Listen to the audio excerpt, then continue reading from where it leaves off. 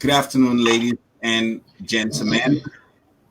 It is currently 1:30 p.m. on the Central Coast, Central Time in the U.S. I'm sure it's evening in Africa and in Europe, and I'm sure it's heavily early morning in Asia. Thank you for joining Big Debate Cameroon for this special occasion of a discussion on the necessity to conduct clinical trials in Africa. What sparked this conversation was on Wednesday, April 1st of 2020, two French doctors sparked some kind of racial controversy where they suggested live on a French TV that potential vaccines for the coronavirus should first be tested in Africa. On the panel today to discuss if clinical trials should be conducted in Africa or we should not conduct clinical trials in Africa, seeing that the majority of death cases happened in Italy, France, and now it's going in the United States. Africa has not been hard hit as requested by those doctors. Now, the problem is that celebrities in Africa like Didier Drogba, Samuel Eto'o, and other household names opposed what those French doctors had suggested on live TV. And because they have a large following of people, the controversy soon took to social media, where everybody was saying that Africans are not guinea pigs and we should not be used as lab rats to conduct clinical research. The science world in Africa vehemently disagreed to that premise. They actually unfortunately called people like Eto'o and Drogba ignorant people who were not very knowledgeable in the science world to talk on issues of science. On the platform today, we have Dr. Shea Tata. Dr. Shea Tata is a doctor in veterinary medicine with 12 years of experience as a biomedical researcher. So we do have researchers on here. We have Lami, who's a nurse practitioner in the great state of Oklahoma, my home state. And we have Professor Kenneth Anchang, who's a professor of public health and infectious and psychobiotechnology. The professor is highly clinical. I just looked at his resume and I was just like, if I go through this. But anyways, and we have my Elizabeth Akaya, who's going to do a lot of the questioning. So on the panel, we do have some people with the clinical research background, with the health background to help understand us if Africa is ready or if Africa should be included in clinical trials. Elizabeth, why don't we start the show? And Professor, I will bring on Professor Kenneth. Professor Kenneth, we cannot really see you. Could you pull up to the screen a little more? Okay, thank you. Yes, so Professor Kenneth, tell us a little bit about yourself. The health background. Is it over to me? Yes, tell us a little bit about yourself. Okay, when you were giving the introduction, I just want to make a correction there. Of course, my name is Kenneth Yongabi Anchang. I come from Boyo Division in Cameroon. While I schooled in Nigeria, I schooled in the US, Wisconsin, Madison, and then I also schooled in Adelaide University in South Australia. I'm actually a professor of public health with specialty in infectious diseases, so they call it infectiology. And then of course, a second PhD in medical engineering, so mostly in the area of pharmaceutical engineering. So worked a lot on phytomedicine, so that aspect is called phytobiotechnology. So I'm also a professor of phytobiotechnology. Okay, so I do consult for WHO, health promotion on health literacy and health education across the 47 member states of Africa. And I'm actually a member of the African Union Scientific Research and Innovation Council, rapporteur for scientific committee at the moment. I'm actually based at Imo State University, College of Medicine. That's what I can say for now about me. Thank you, Professor Kenneth. Lami, could you go ahead and tell us a little bit about yourself? Yes, my name is Lami. Eddie. I am originally from Bafut, the Northwest Province of Cameroon, but I was born in North Nigeria, Kano. I had my degree in applied anthropology in the University of Yaoundé, and I minored in theater, art, and cinema. Then I went ahead to have my master's in anthropology, applied anthropology. And I finally moved over to the United States because of the situation, no jobs, of course. So my jobless self took me over to the United States. I landed in Texas, USA, where I started taking courses in nursing after I found out that anthropology was not really going to cut it for me in a new country. I got my nursing degree at the University of Langston here in Oklahoma, where I am currently residing.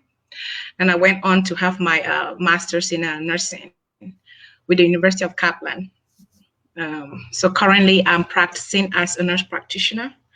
I am doing prison medicine. So I'm a nurse practitioner. I work for the federal prison here in Oklahoma, where I work closely with women exclusively because it's a female prison. And I cannot even say how much I love this commission as a job. I love my job. And being a healthcare provider, I am actually at the forefront of this, and I am very involved with this discussion. So thank you for having all of you here. Thank you, Lami. And over to Dr. Ateh. Thank you, Mr. Harry. I'm Eugene Ateh. I studied veterinary medicine at the University of Ibadan in Nigeria. I am originally from Cameroon, from Santa in the Northwest Province. And after my DVM studies, I came back to Cameroon, where I worked with an American non-governmental organization that we went out trying to help the local poor by providing them livestock for them to be able to raise protein. And I actually traveled to Kenya, where I bought 75 cattle, and I airlifted them to Yaoundé. That was one of the interesting part of my career. We gave this livestock to farmers, these cattle. And one thing I realized when we go to the villages to look at the health of these animals, kids that were supposed to be feeding these animals were dying because of HIV. Coincidentally, I left Cameroon for the United States, and I joined the HIV Dream Team at the University of Maryland, headed by the person who co-discovered the virus, Dr. Robert Gallo. So for 12 years, I did small animal medicine. I used mice, I used rats, I used primates to try to develop a vaccine for HIV. And during that period, I did a lot of work. I was on a team that we developed Lassa fever vaccine for Nigeria. We intended to donate it to the Nigerian government. We had a little bit of problems. And I did some work with Ebola virus. And one of the spin-offs of my institute, one of the vaccines I work in was one of the 4 vaccines that were used during the Ebola outbreak in West Africa. I focused 8 years to do some work on malaria, and I came out with a urine malaria test kit. And I've been in the area of small animal medicine until recently that I decided to retire from the University of Maryland, and I am trying to be a private consultant. So I'm honored to be on this panel today. And I hope I'll be able to educate, inform, and let my people take decisions based on scientific knowledge instead of reading online and getting flooded with conspiracy theories. Thank you very much. Thank you, Dr. Ateh. And like I said, my co-host, Elizabeth, she's a panelist on a co-host and a member of the big debate. And Elizabeth, we start up with the questions. Thank you, Mr. Harry. Thank you, ladies and gentlemen, and welcome to another edition of our Big Debate Karma Perspective Roundtable discussion. We're going to start, every single one of you have a wealth of experience in this domain. So I would not undermine any of you, but I would start with Professor Kenneth, who seemed to have, knowledge in the public health arena as well. Given the topic that we are talking about today, I'm sure there are a few folks out there who would like to have, a brief understanding of what clinical trials and vaccines, clinical trials for vaccines or drugs are, what are the objectives, and, what do they intend to achieve and whatnot. So Professor Kenneth, if you don't mind giving us just a brief overview of that, please.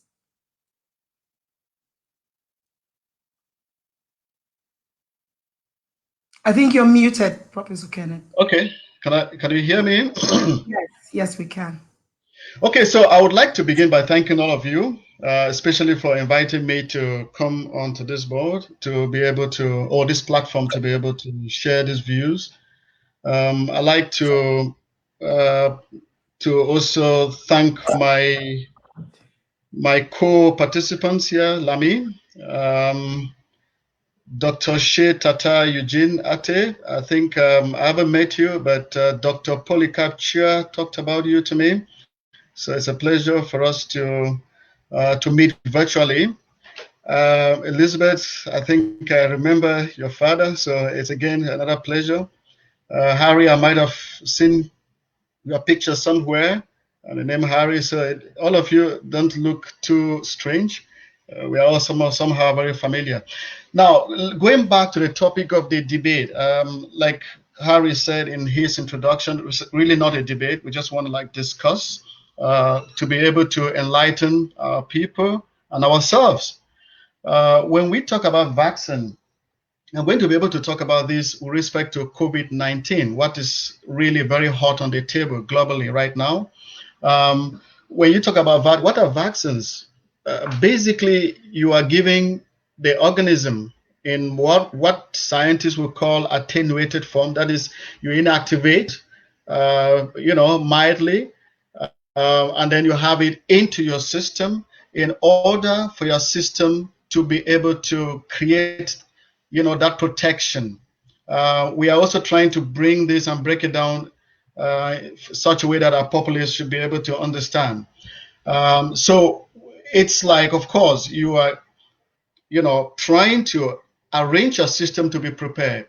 So you take that very organism, you treat it, they call it heat killing, you attenuate it, you make it mild, in such a way that it can be in your system and then provoke the production of antibodies, and then the antibodies are there, the antibodies are there in your system in such a way that whenever that particular infection comes into your system, then it provokes an immune response. That means the antibodies are already prepared. They know the structure of that particular disease that is coming, and then they can, fight it out and protect your system. So that's basically what vaccines are all about. And we've had this in the past.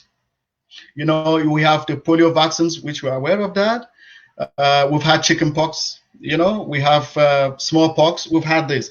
So basically, vaccines are good because they've actually, in the past, historically, they've been used to be able to, create immunity among the population. And they've been able, and if you look at it historically, they've actually succeeded, because when we used to grow up, you heard of smallpox, but today we're no longer hearing of smallpox. Cowpox, measles, and all these diseases. So vaccines have been very, very good in terms of creating that protection. Now, with respect to, COVID-19 and clinical trial. Now, let me just say what clinical trials are all about. In a very lay and generalized, way, clinical trials are, to be able to look at a new substance, be it a drug, be it a vaccine.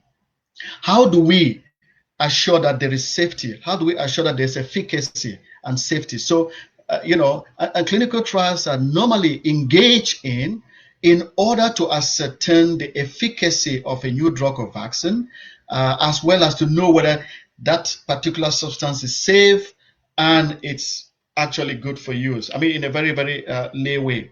And in the past, for all these other diseases I've mentioned about, clinical trials have been undertaken to be able to bring it and use it in the wider population. So clinical trials are not actually new. There are phases during clinical trials. So you have phase 1, phase 2, phase 3, and up to phase 4. Now, there's normally what they call preclinical trials. Preclinical trials means that we're able to look at the substance, and then we do it under laboratory conditions, what they call in vitro studies. That's under controlled laboratory conditions. Now, once we're able to have efficacy at that level, and then we move now to the different stages of clinical trials, where we're now going to the clinical trials where we're using a wider population. Now, very quickly, I'd like to be able to clear doubts about what clinical trials, especially with respect to COVID-19. The question of this discussion today is, should COVID-19 vaccine be tested in Africa? That's the key question. Yeah, sorry, if I may just interject there. We will get to that later on down in the discussion. I think for now, we just want to give our viewers, those who are not well versed with what clinical trials are all about, just a brief understanding of what it is. And then later on down in our discussion, we would go deeper into why it is important that Africa partakes in any clinical trials in any COVID-19 related clinical trials, if we don't mind. Okay. With that said, Dr. Shea Tata, do you have anything to contribute to what Professor Kenneth has just said, please? Yeah, I want to thank Professor Kenneth for giving that brief introduction into what a vaccine is. And to add that I just learned recently that you're from St. Beats. And it's a pleasure to be with you on the same platform. Like he rightly said, a vaccine could be an attenuated form of the causative agent of the disease, or it can just be a protein molecule that can stimulate the immune system to protect somebody from being infected by a particular organism. Again, a vaccine is used to prevent an infection. A lot of people get confused between a drug and a vaccine. A drug is used to treat those who are infected. A vaccine is used on healthy individuals to prevent them from being infected. As Elizabeth said in her opening statement, we had 2 Rook French doctors who were not speaking on behalf of the scientific community, who made some very outrageous statements, and it helped to break down the trust between the scientific community and the larger population. Fortunately, one, those 2 guys have apologized. And secondly, the director of WHO actually came out with a very forceful statement that those guys still have the colonial mentality. And he even went as far as calling them racist. I will add that they are Rook doctors. So while we are here this afternoon to talk about, is it wise to test the coronavirus vaccine in Africa, I would like to say that we should bear in mind that what those two doctors said does not represent the views of the scientific community. And the reaction of Drogba and Ateh were in place, but they went further. And I think we'll talk about that during the course of this debate. Thank you. Thank you. Okay. 1 minute, Ms. Lami, do you want to add anything? Just 1 minute.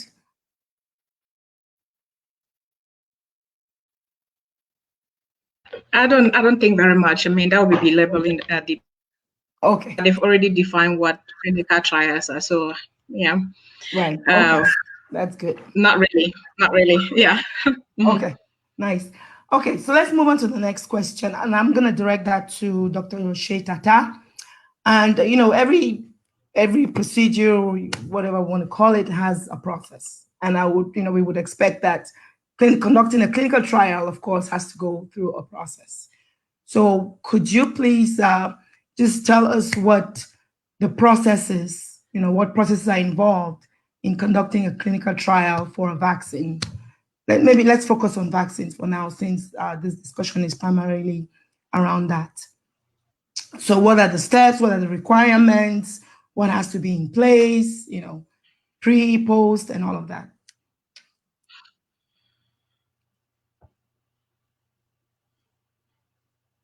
I'm muted. All right.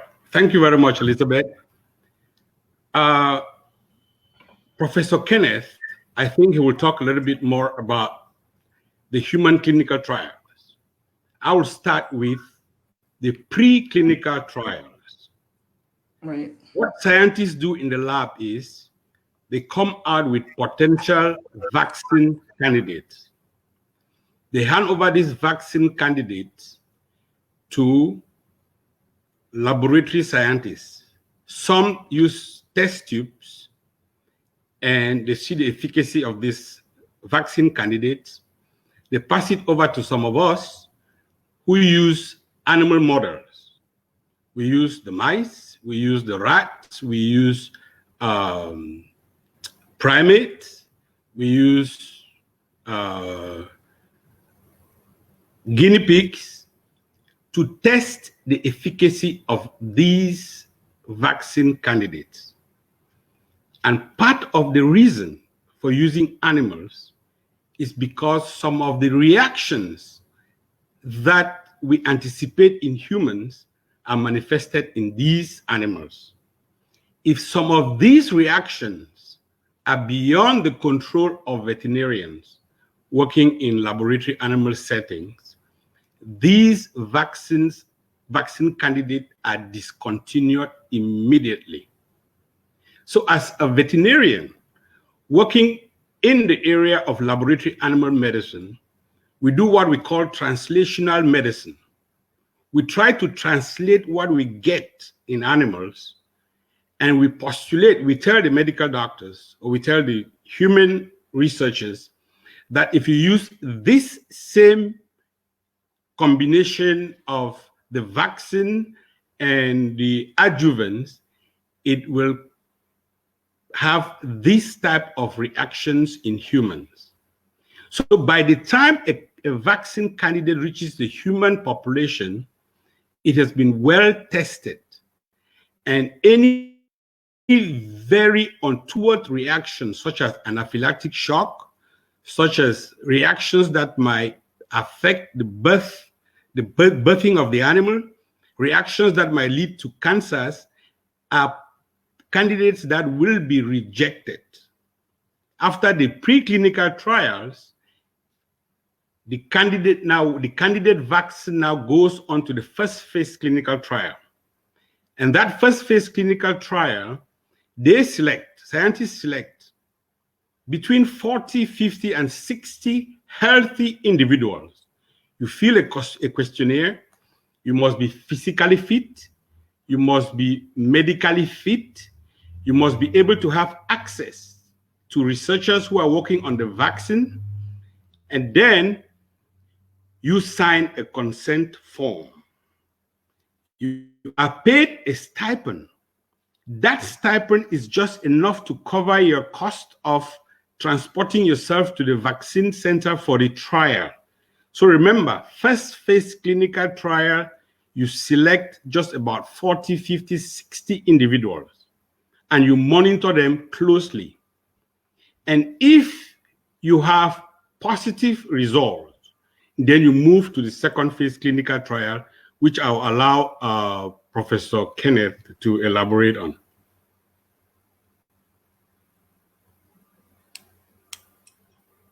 Professor, I'll just go ahead and take on from there. The balance that we have on the panel, you know, the fact that Dr. Shea is on the animal studies side and you are more experienced on the human subject side. So that gives us a really good opportunity to learn the differences. Well, great. Like here. Can I say something, Professor? Could you also put in the guidelines, because I was hoping that Professor Shea would touch on because he said if the vaccine is impacting birth or any problems. But before we get to that level, I'm sure that there are guidelines that you're looking at those guidelines to make sure that these are things that are not being impacted, especially when it comes to human study. Could you touch up a little bit on the guidelines that you're looking for these clinical trials? Yeah, that's right. That's right. Let me, try to relay what he has said. Let me take my bearing from there.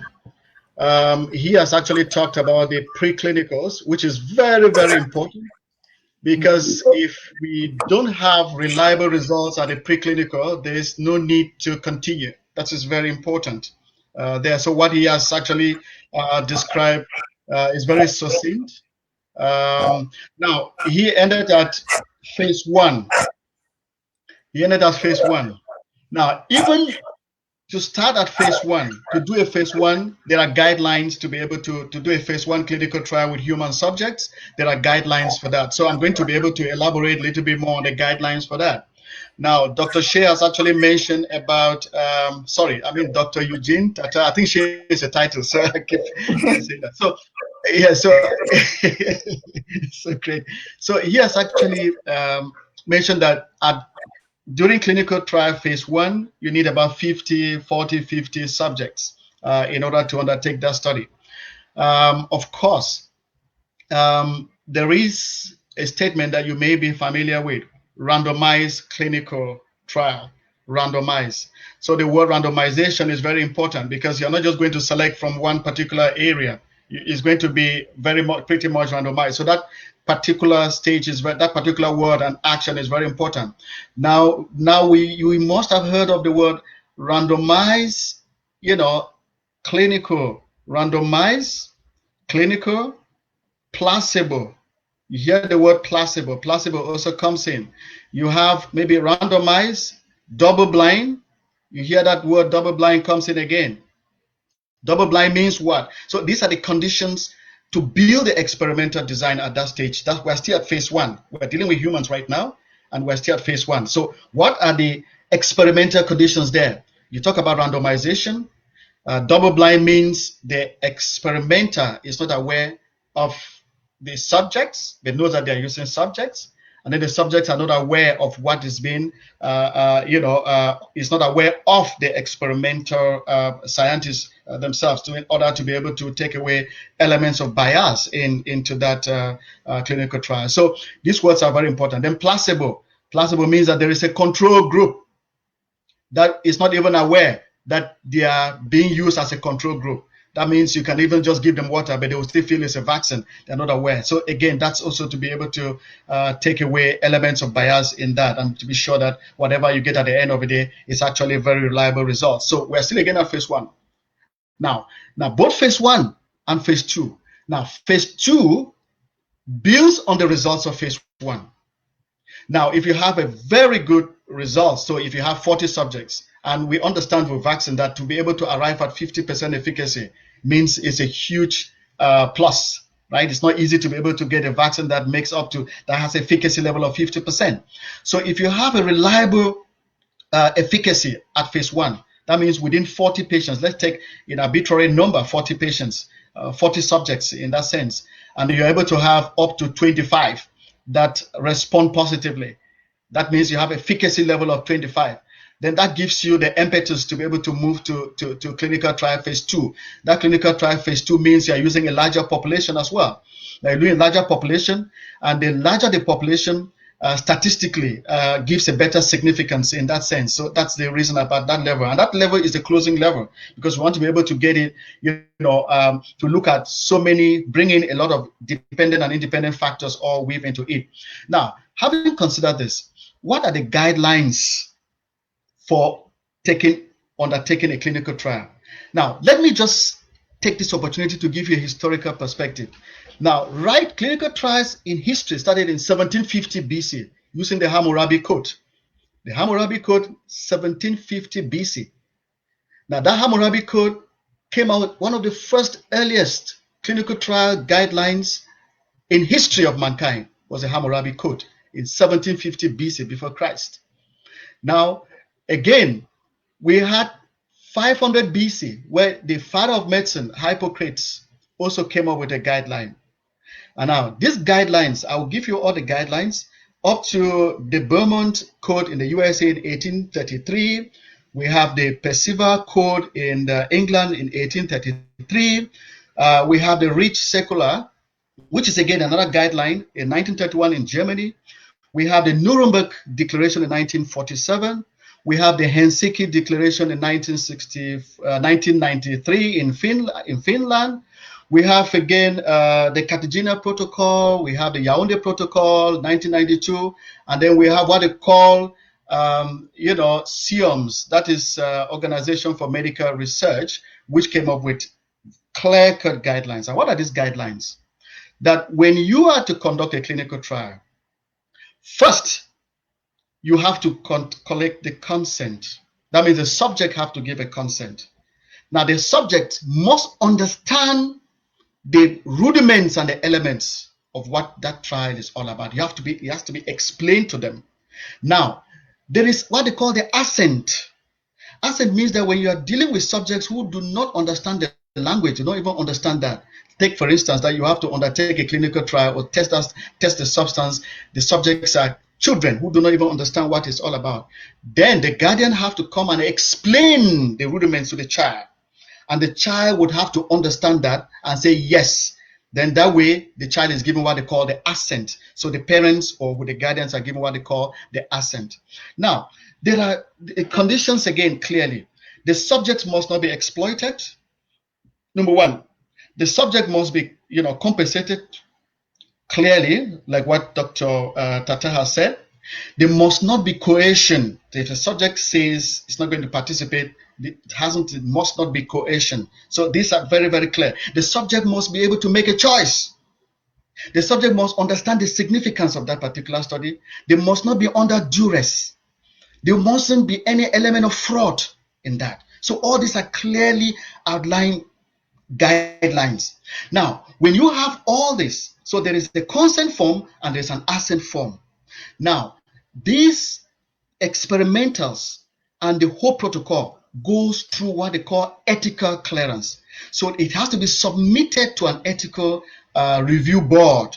The ethical review board is made up of what? It's made up of those that would have to review the ethics, those that would have to review the language, those that would have to review the experimentals.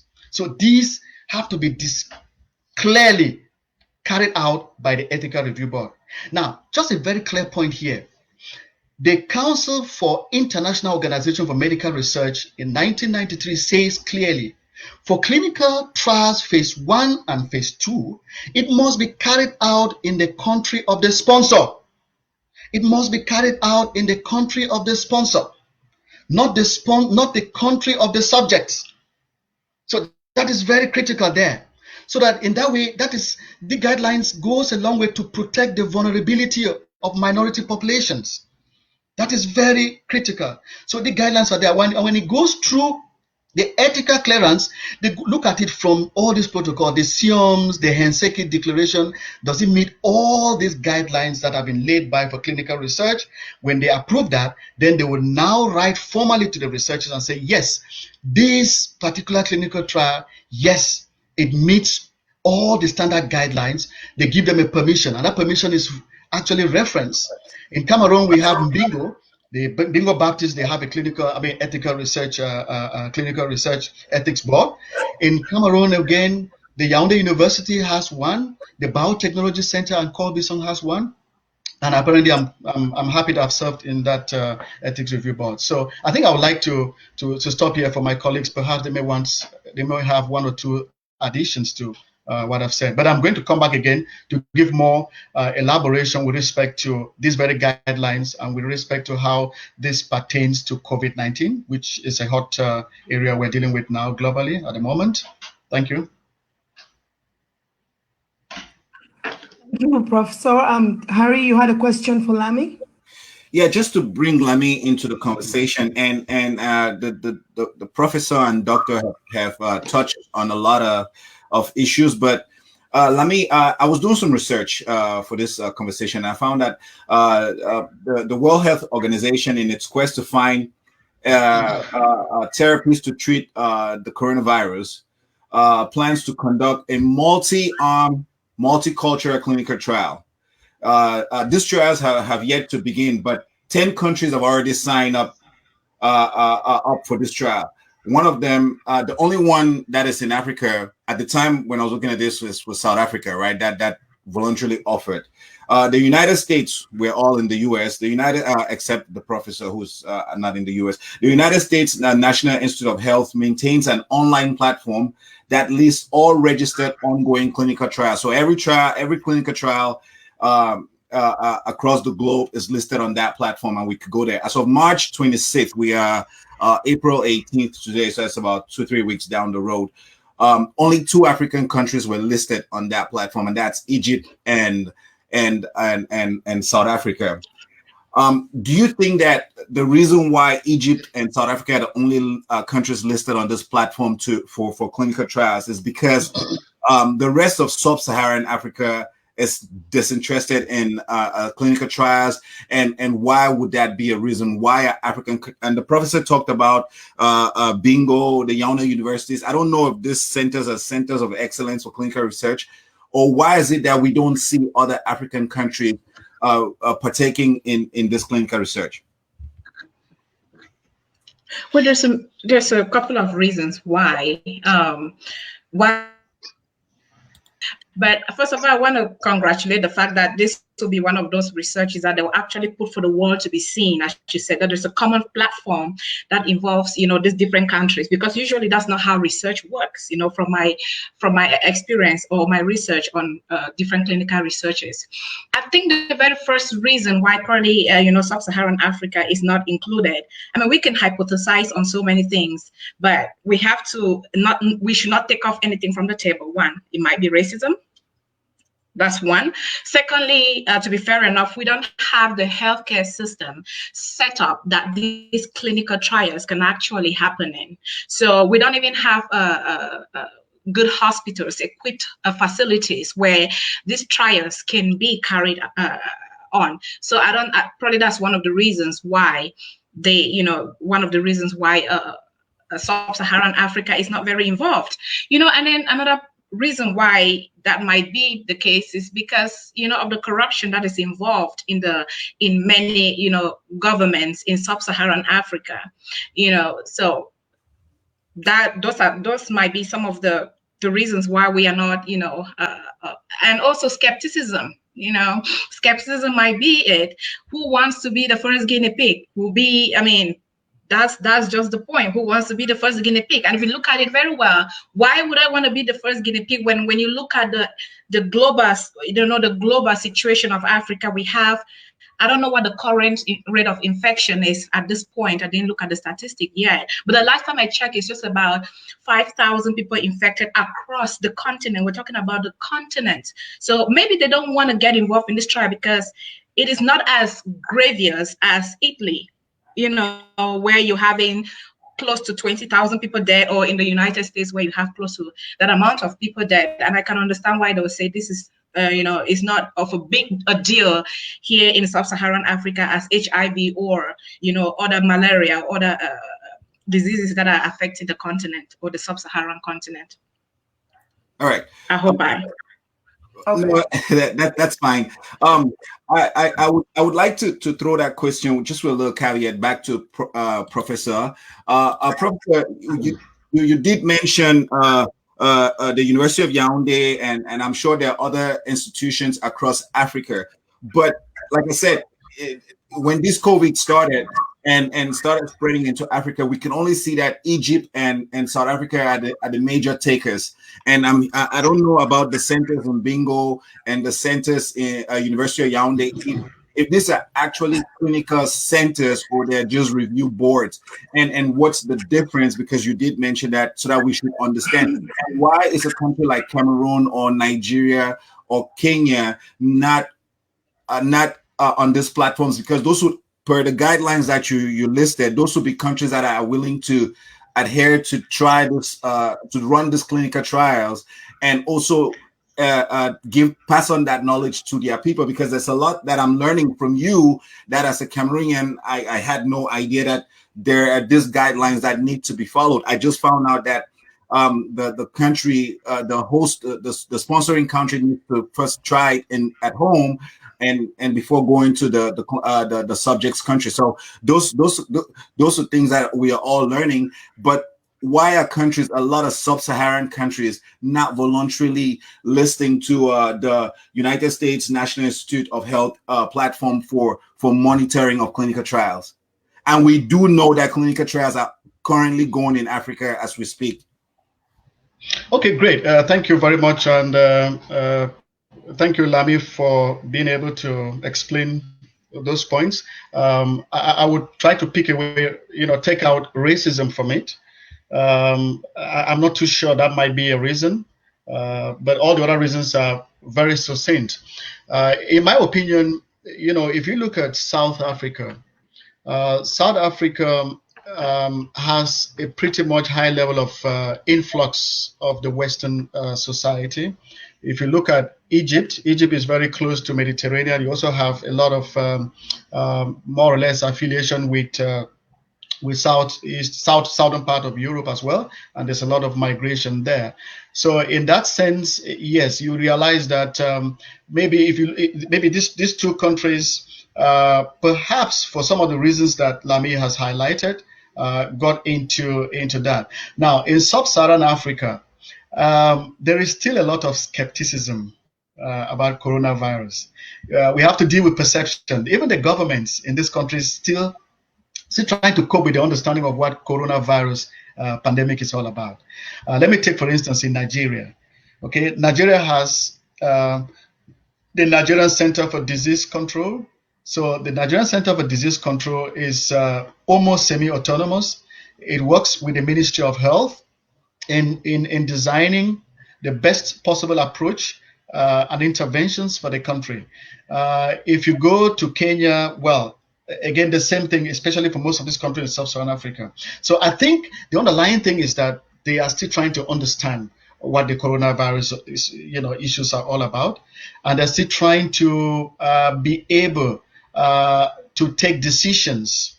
It's a bit slow in terms of this understanding. But these two countries that we've just mentioned, I think because of Western influence as well within these countries, so they are very pretty much quick to be able to sign that, to register their intent to undertake that. Now, if truly these countries are within the umbrella of African Union, I like to say this: African Union has what they call the African Union Scientific Research and Innovation Council, to which I'm a member. I'm a member of that particular council, which brings in all the presidents of the 47 member states academies of science. They're all there. And there is ethics issues in the ASRIC, what they call the AU ASRIC, as I speak. I speak because I'm a member of that particular society.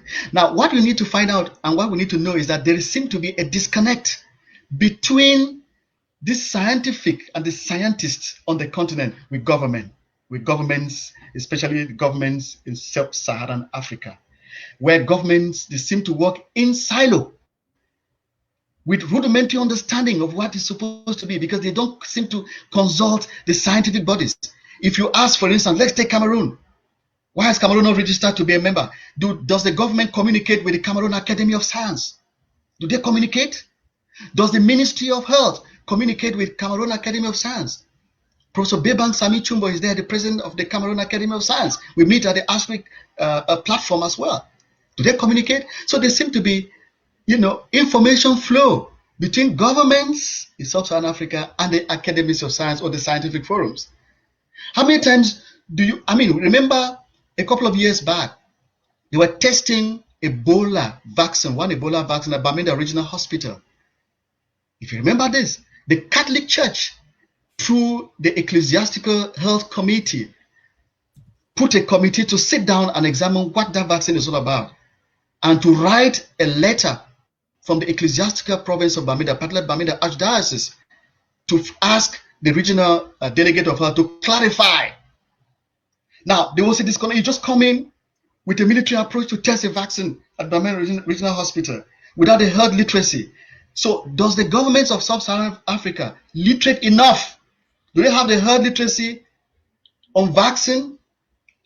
Have they been able to? So, you need this information for them to be able to make informed choices. I'm sure that probably may contribute to this slow feet, the feet dragging to be able to register for clinical trials for that vaccine.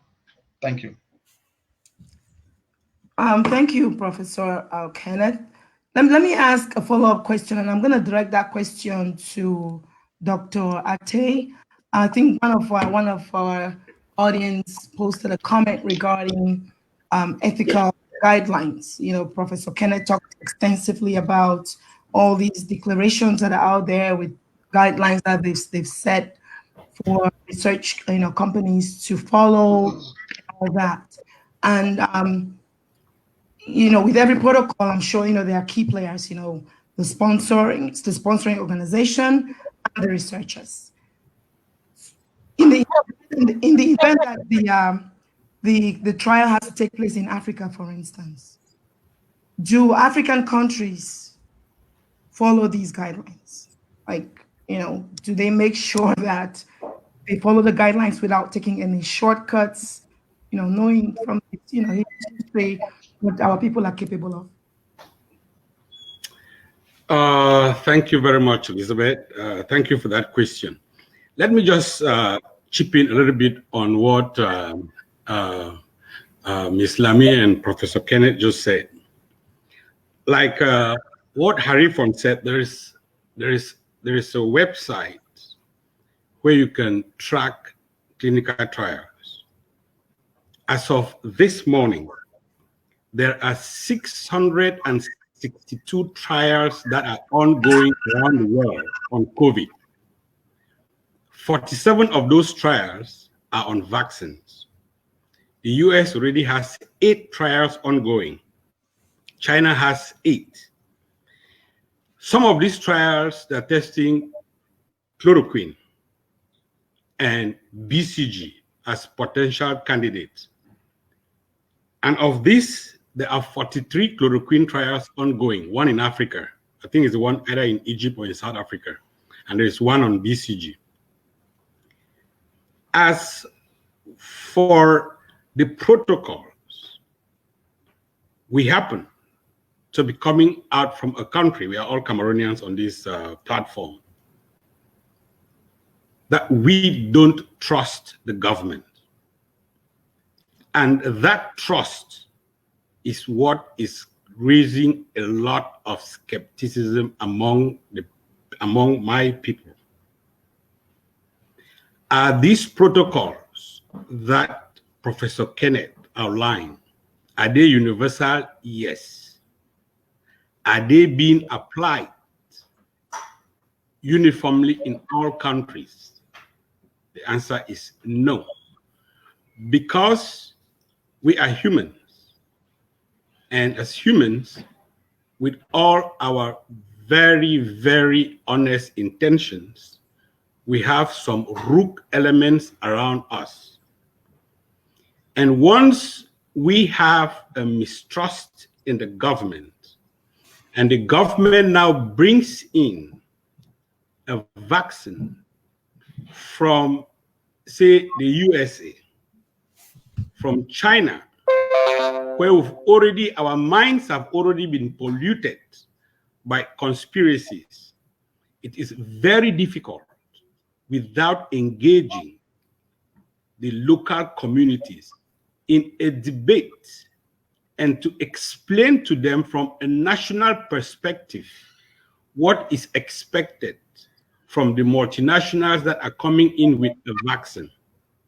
And as Professor said, if the host country doesn't show capability, doesn't show the ability to perform these vaccine trials as speculated by international protocols, they will not be done. You hear in the USA, they talk about a compensation of about $1,200 for those who volunteered to participate in these clinical trials. When these same clinical trials are taken to Africa and to Cameroon in particular, they are given also enough funding. First, the compensation should not be that big that will serve as a factor to coerce people to take risky decisions, number one. Number two, this is supposed to be explained to potential volunteers that what we are giving you is not a bribe for you to come and partake in a vaccine trial. But let's boil down to the amount. The Cameroon Biomedical Board can even agree that, okay, let's give every vaccine participant, say, 20,000 CFA. That 20,000 CFA might not be given up front. They might say, okay, because of the protocol, you have to come first for a physical evaluation and a medical evaluation. If you are fit, you fill a questionnaire. If you are selected, they give you part of the stipend for you to come for the first jab of the vaccine. And then they tell you, you have to come back. First, they monitor you for a couple of hours to make sure there is no anaphylactic reaction. They tell you, come tomorrow for a follow-up. Come in 2 weeks for the follow-up. As you come subsequently for the whole entire period of the trial, you are paid that compensation. But guess what? Some participants will volunteer. They will go the first day, they give them the stipend. The next day they go, there will be no stipend. And by the end of the study, the money has disappeared. That is unique to certain countries. And unfortunately, I'm a Cameroonian. Cameroon is one of those countries. They come into the village, they don't educate the people, they don't have a consent informed. As Professor said, a consent informed is that you sit down with a volunteer, you explain to the volunteer that this procedure is meant for us to develop a vaccine for the coronavirus. Once you have the jab, you might have a little bit of swelling, you might have a little bit of fever in the evening, you might have a little bit of reaction tomorrow, but we assure you, if there's any untoward reaction, your medical cost will be borne by the research institution.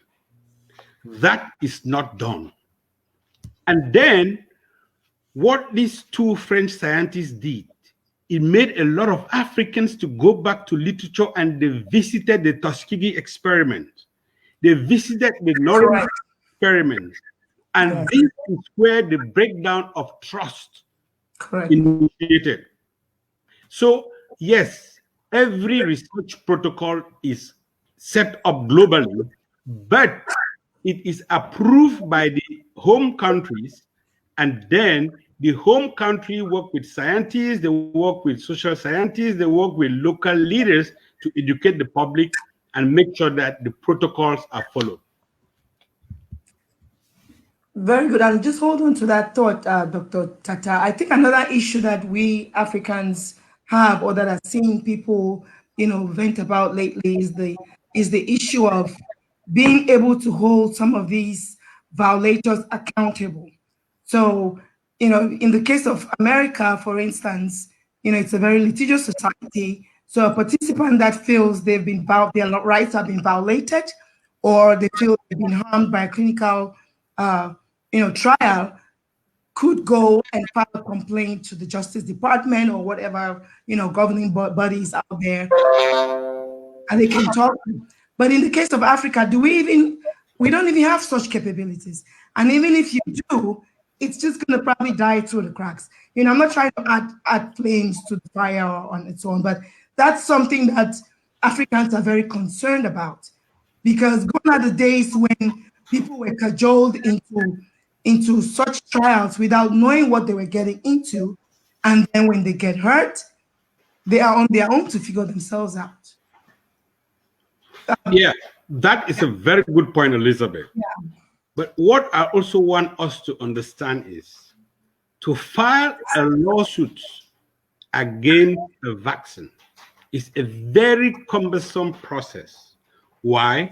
Number one, once a vial of any vaccine candidate is sent to a country, you have duplicate, if not triplicates.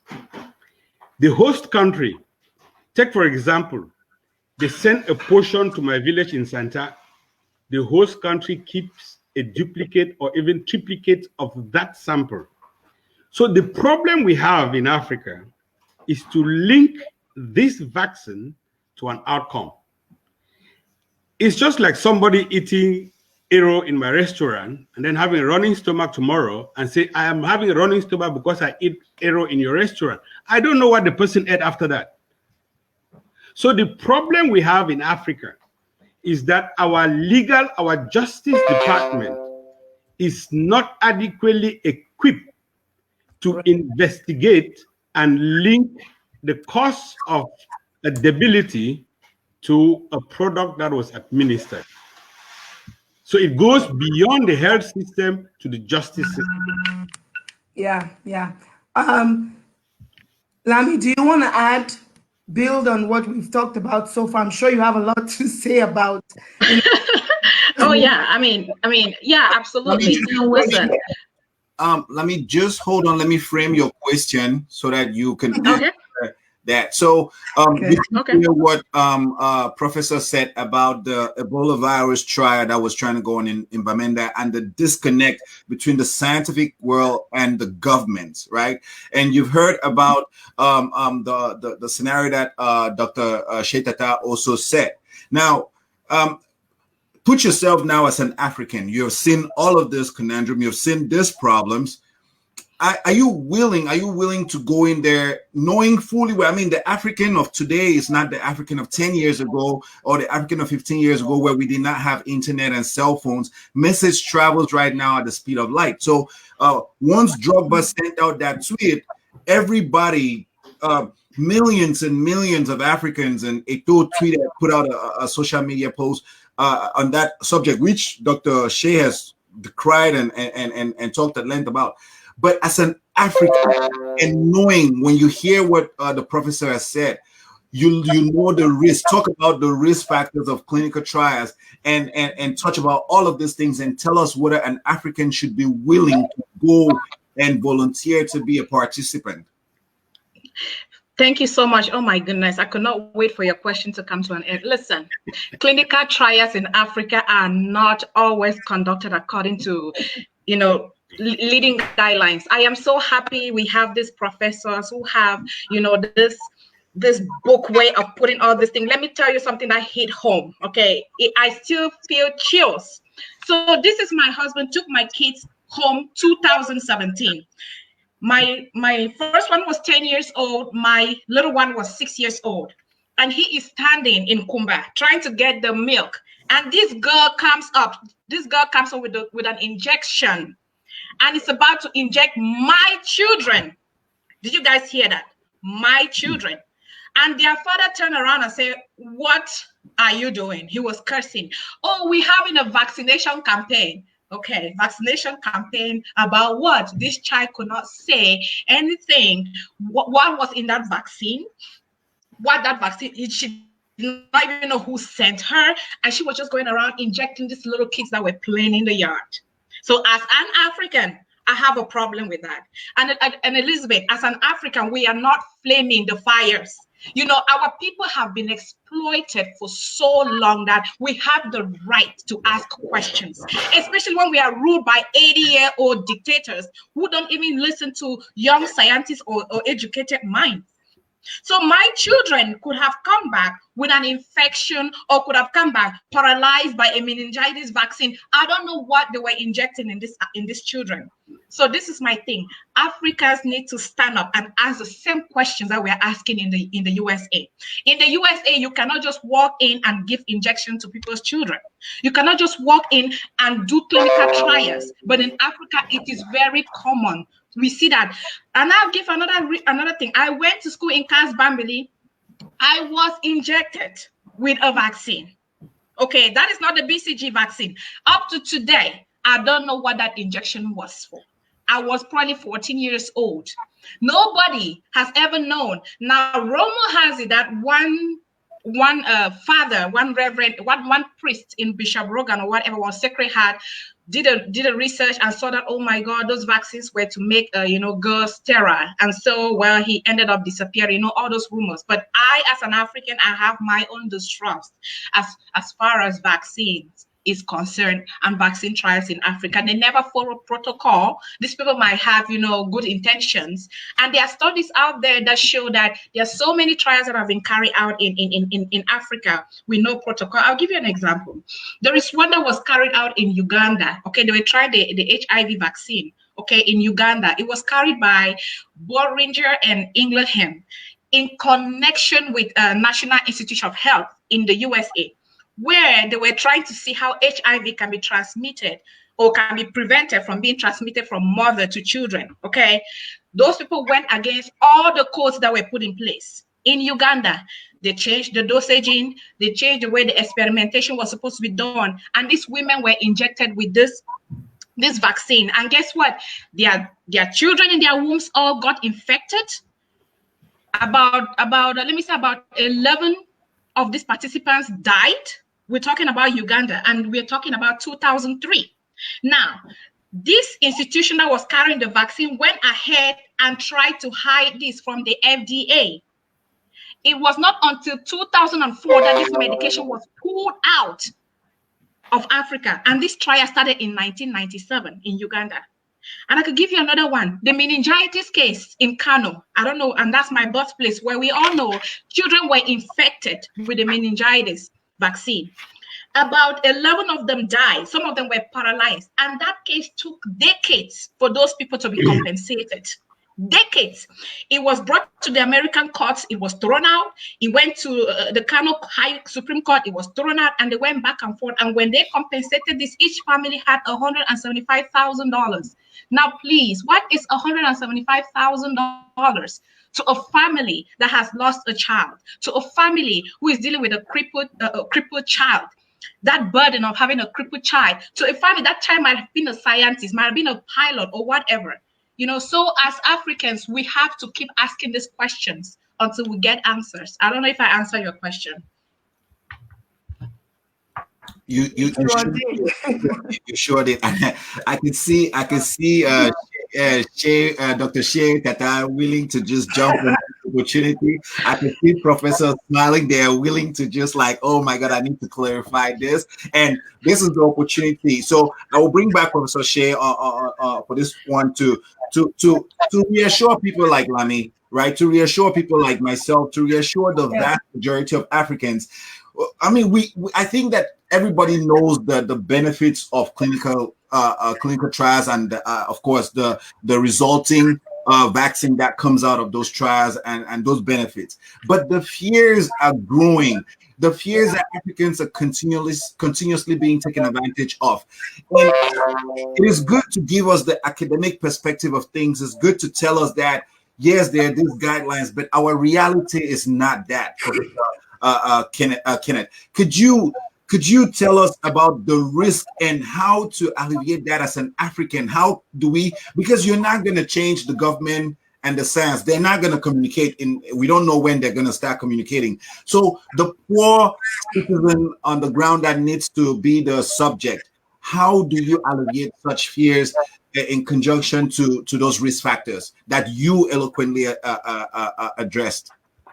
And sorry, and before he starts, Professor, if you don't mind adding anything, at the level of the African Union that, the leaders at that level have put in place to ensure that Africans are not exploited the way we've been done in the past, if at all there is any. You're on mute. Oh, okay. It's my turn? Yes. Yes. Yeah. Yes. Thank you for. I like. Yeah. Oh. Well, I thought that question was for Professor Kenneth. Okay. Okay. Yeah. I like to thank you for you all for this. Trying to elaborate these points, but I think Africans, we've been giving a narrative of Africa that is always sad. Each time we hear of Africa, what comes to your mind? There's an unconscious sadness, an unconsciousness of inability, an unconsciousness of failure. Even when I'm in the US, you talk about Africa, you see the average Westerner would think, oh, how are you? There is that unconsciousness of poverty. These things reverberate.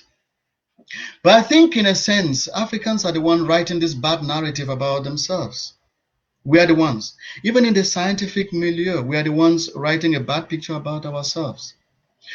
I would not at this stage criticize any government in Africa right now.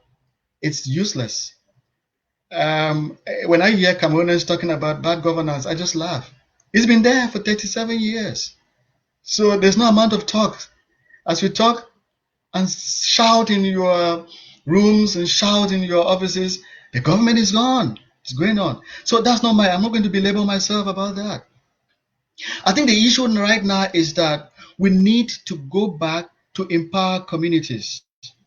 One of the things we need to know is that the governance that we have in Africa is not an African governance. We had an ethno-traditional governance. If you go back and read the history of Sumanguru, the history of Timbuktu, the history of Songhai, you realize that Africans had their governance structure. They call it ethno-governance. There's ethno-politics. If we forget, now we're using the Socratic politics today, the Socratic governance today, and you see that it's actually doesn't tangle with the African traditional governance structure. The African traditional governance structure is so disciplined. It's so, take for instance, let me take Dr. Tata Eugene Ateh. You hold a traditional title. When you go back to your village, what happens? People respect that share. They don't even respect doctor. They say share has come. There is that aura of what? Respect. That traditional respect is there. That is to tell you this cuts across the whole of Africa. Whether you're in Buganda, you realize that governance is there. There's even what we call ethno-public health. There's ethno-statistics. There's ethno-epidemiology. For your information, most of epidemiologists don't know that there's ethno-epidemiology. I can elaborate on that.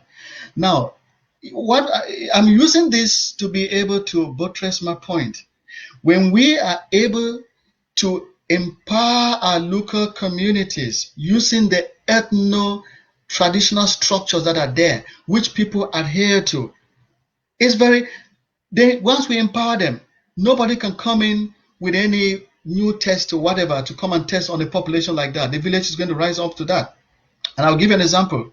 This happened in Kano, where the Emirates refused polio vaccine and they chased those coming to administer the vaccines away. They said they didn't understand that, and they were right. Right? Yes. The very intention of that vaccination program was good, but there was a disconnect with information flow to the commoners, to the people who need to understand what we are doing to them. Now, when we take vaccination across Africa to look like a favor, then it is skeptical. There are questions that we have to answer. So for me, the narrative here is that we have to go back to our communities in Africa. We empower our people by building what they call vaccination health literacy approach. Vaccination health literacy approach. We have to make sure that they understand. You don't receive a vaccine when you don't understand. Let me take, for instance, look at back Cameroon and in partly Nigeria and some other countries in sub-Saharan Africa. You wake up in the morning and someone is standing at your door with a white white garment, whatever you, and with a small bucket, whatever, saying that they have to give a polio vaccine. Just wake up in the morning without a proper education. Poliomyelitis is a waterborne disease, it's a waterborne virus. And we are coming to vaccinate people that do not even have water. They don't even know the history. They don't even know how poliomyelitis is being transmitted. They don't even know the cost benefits, the benefits of that particular vaccine and what they are supposed to do. So what the governments in Africa ought to do that they are not doing is, which I think the medics of Africa, they are not also helping out, because you need to be able to build a health literacy campaign first to educate people even before bringing the vaccines. So when you bring the vaccine, there's that acceptability. That is very important. So that is already a breach of information. So the health literacy gap exists. Meanwhile, in the Western countries, in the US, the health literacy is so powerful. So people are aware. There's what they call functional health literacy. There's critical health literacy. So the people in the US, they ask questions.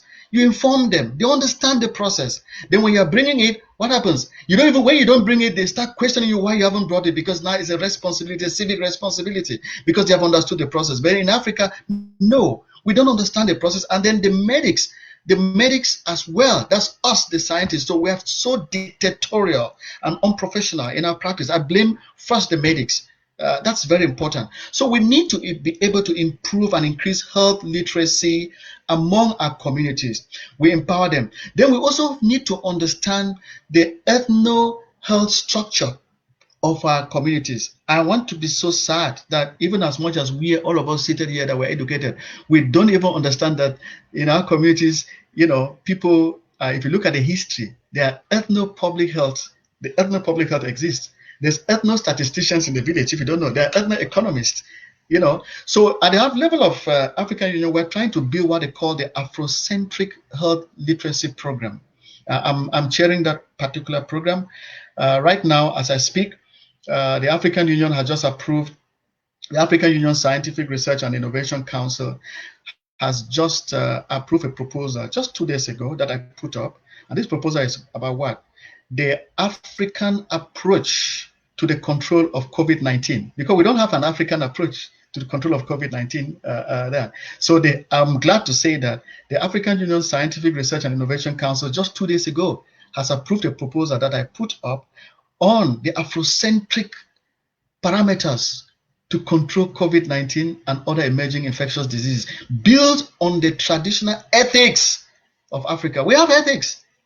I'll come to that to be able to explain the traditional ethical structure of Africa. So we cannot compete with the West. I always say this: if you soil your fingers with offal or with soil or with dirt, don't complain we're visited by flies. When we are complaining about the West, I don't complain about the West.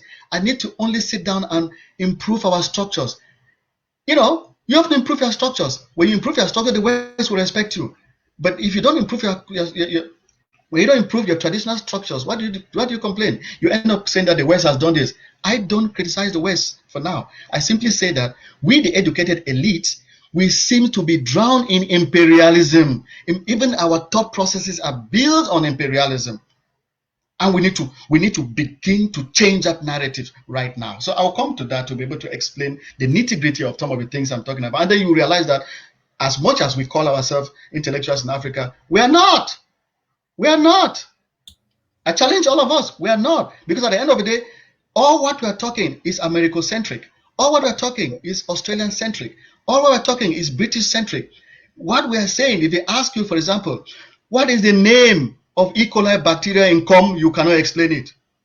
What is the name of Escherichia? Escherichia coli is what? Escherichia coli is a gram-negative bacteria named after an Italian scientist. Escherichia is a name. But what is that bacteria in cum? We don't know. What is that name of bacteria in bafoot? Do you know it? You don't know. So what are you talking about? What are you talking about? Why are you blaming the West? You are the ones. We have an education system that we have not been able to readjust that education system to meet the very foundations of our society. We need to go back and revise our syllabus. Clinical syllabus. We have doctors who think only US. We have doctors who only think Britain. I stayed here, and I'd like to say this very clearly. Dr. Eugene, Ateh, and our colleagues here. I was given a job by one of the big pharmaceuticals to come transfer all my family to the US. I turned it down. I have all the lectures here with beautiful remuneration. Guess why? Because I realized that it's not going to be able to address Afrocentric development and healthcare system. It's not going to address that. I told them, can you collaborate with us? Let's put the plant in Nigeria. And they said, no, we want it in the US. I'm not going to name the city. And today, I lost 11 million per whatever month, whatever, just because of that. But I'm very excited where I am. So to cut the long story short, I want to throw it back. This symposium, this debate, this is not debate, I mean, this discussion we're having, I'd like for us to be able to, let's not talk to ourselves. Let's not begin to preach to people, all of us preach to ourselves. I want us to be able to, crystallize all this discussion and take it to where people will listen and people will act. I'm an action person, and I've found across a couple of action people so we can begin to change the narrative. The narrative is us. Don't blame African. Don't blame the Europe. Don't blame the West. Thank you. Thank you very much.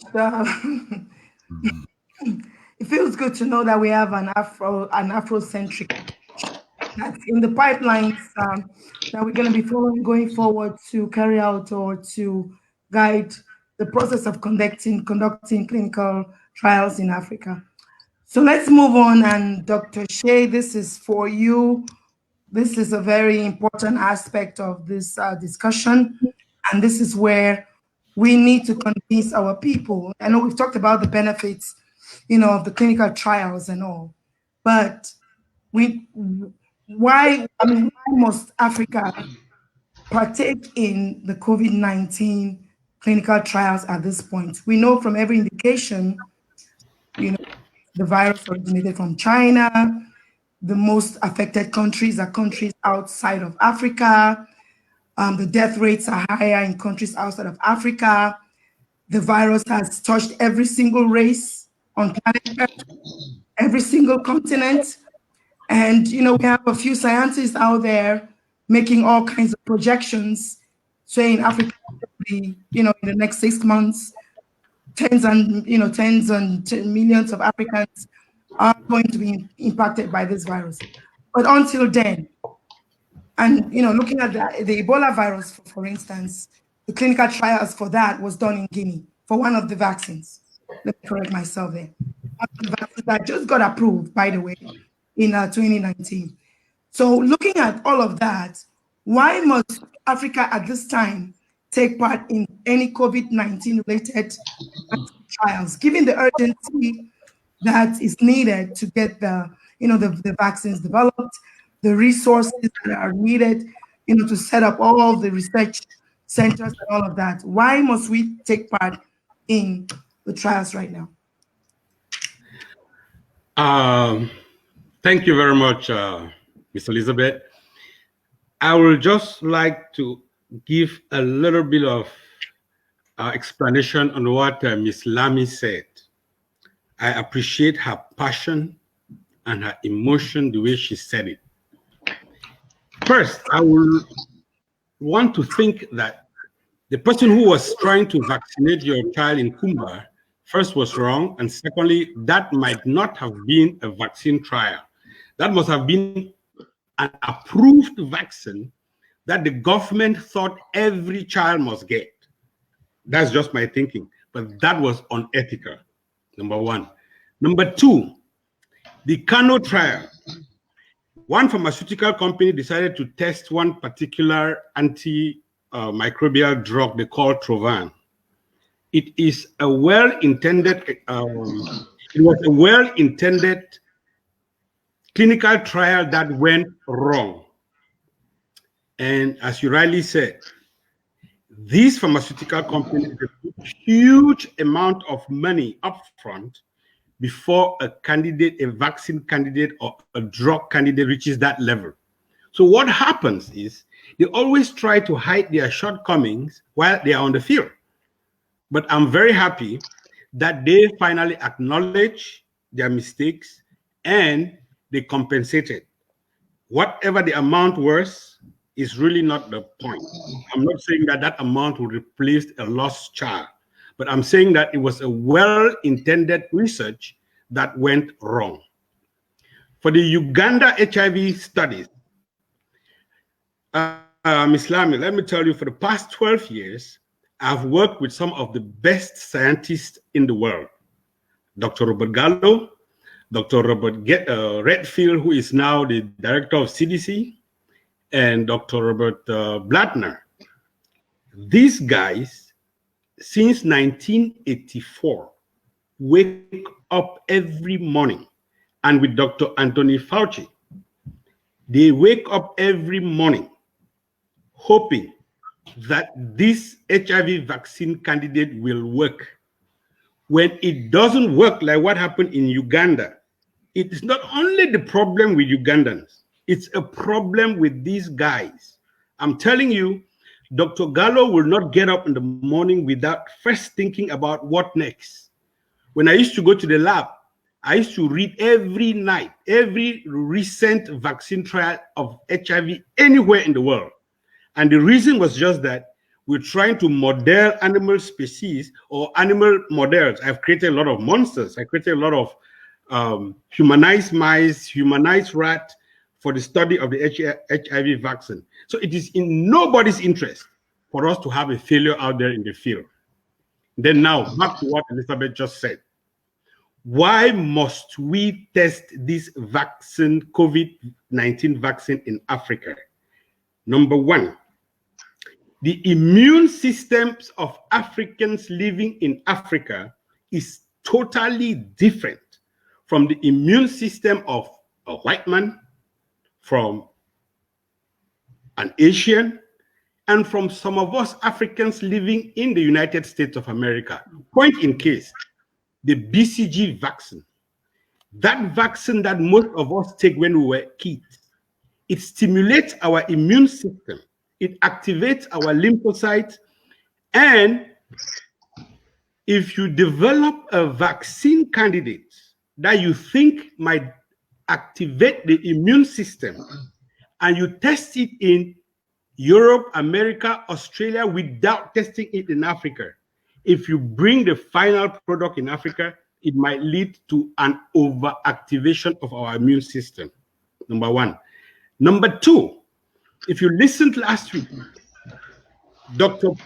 Gallo is advancing the possibility of using the oral polio vaccine to control the coronavirus infection. Why?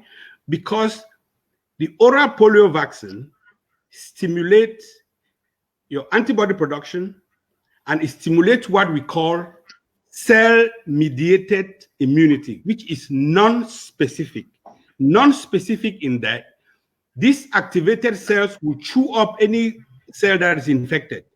That is why the polio vaccine is being considered, because it stimulates the cell-mediated immunity with the oral one. The injection polio vaccine does not. A lot of us in Africa, a lot of kids in Africa have received this oral polio vaccine. So coming to test a vaccine in Africa, I think is a best way to design vaccines that are unique to the population. Gone are those days when in medicine one size fits all. It doesn't.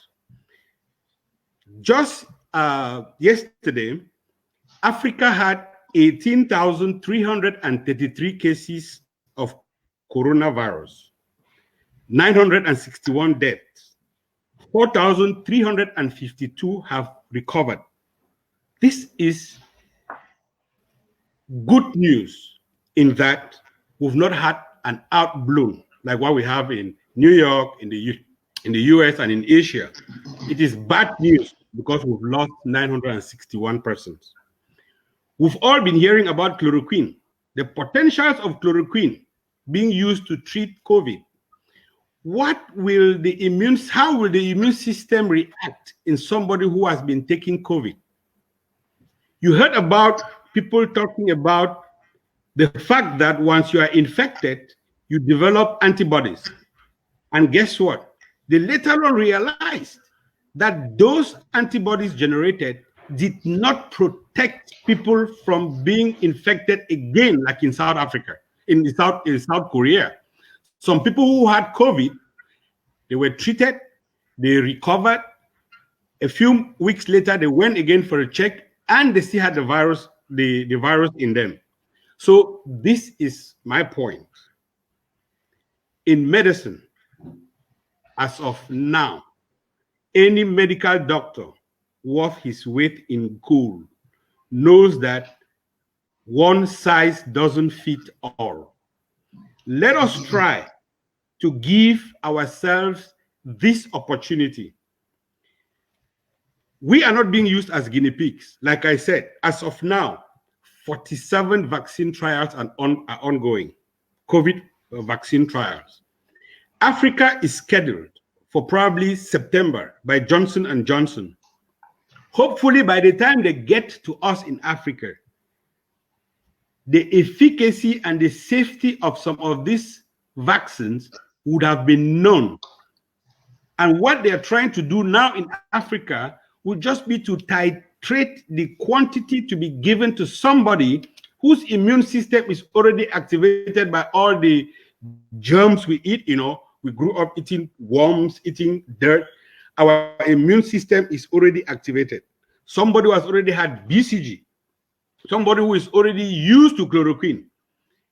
If we were to be used as guinea pigs, believe me, by now, there would have been 10 studies going on in Africa. The fact that they started these studies here in the United States, then in the UK, people are now talking about Bill Gates. Yes, Bill Gates is putting a lot of his philanthropic funds into vaccine development. But guess what? Jack Ma in China, with all what they will tell you about Chinese traditional medicine and everything, Jack Ma has put in 3.5 million of his personal funds for vaccine development because it is unanimous.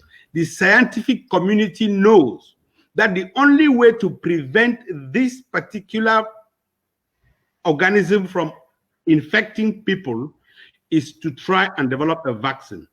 If anybody tells you as of now that they understand the coronavirus, the 2019 strain, they are telling you a big lie. Nobody knows this vaccine. Nobody knows what this vaccine plans for us humans. We might be at the phase of a very long term. So let us participate wholly, knowing that, I want to repeat, the scientific community benefits nothing. Like what Lami said, she was in Casbambali and a vaccine was given and they were told that this vaccine is to sterilize women. I'm very happy that she has kids. I have been hearing this story. I'm 54 years old now, 55 years old, and all the ladies I know who were given these vaccines, they are here popping children out like rabbits. Therefore, the vaccine didn't work. And let me tell you, there has been discussions about using vaccines for population control. But, sorry, please, Bill Gates will not do that. And there is no way you can repeat the Tuskegee experiment in 2020. People don't get open eye too much. So that is one thing we should know. And for my fellow Africans, I have participated in a lot of clinical trials. I even volunteered for the coronavirus trial, but I didn't meet the criteria. Why? I had a surgery 4 years ago, a brain surgery. So they are thinking that with my brain surgery, I might not be a good candidate. Yes, I'm not a good candidate, but I will wholeheartedly. I have beautiful daughters back home. I have Lily Precious that I know is watching this thing today. There is no way I will recommend the vaccine to be taken to Cameroon and given to any of my family members, knowing some of the shortcomings. And like I said, I have worked with some of the best. And I listen to them, and I'm not naive to think that they will, if they want to destroy my people, they'll tell me.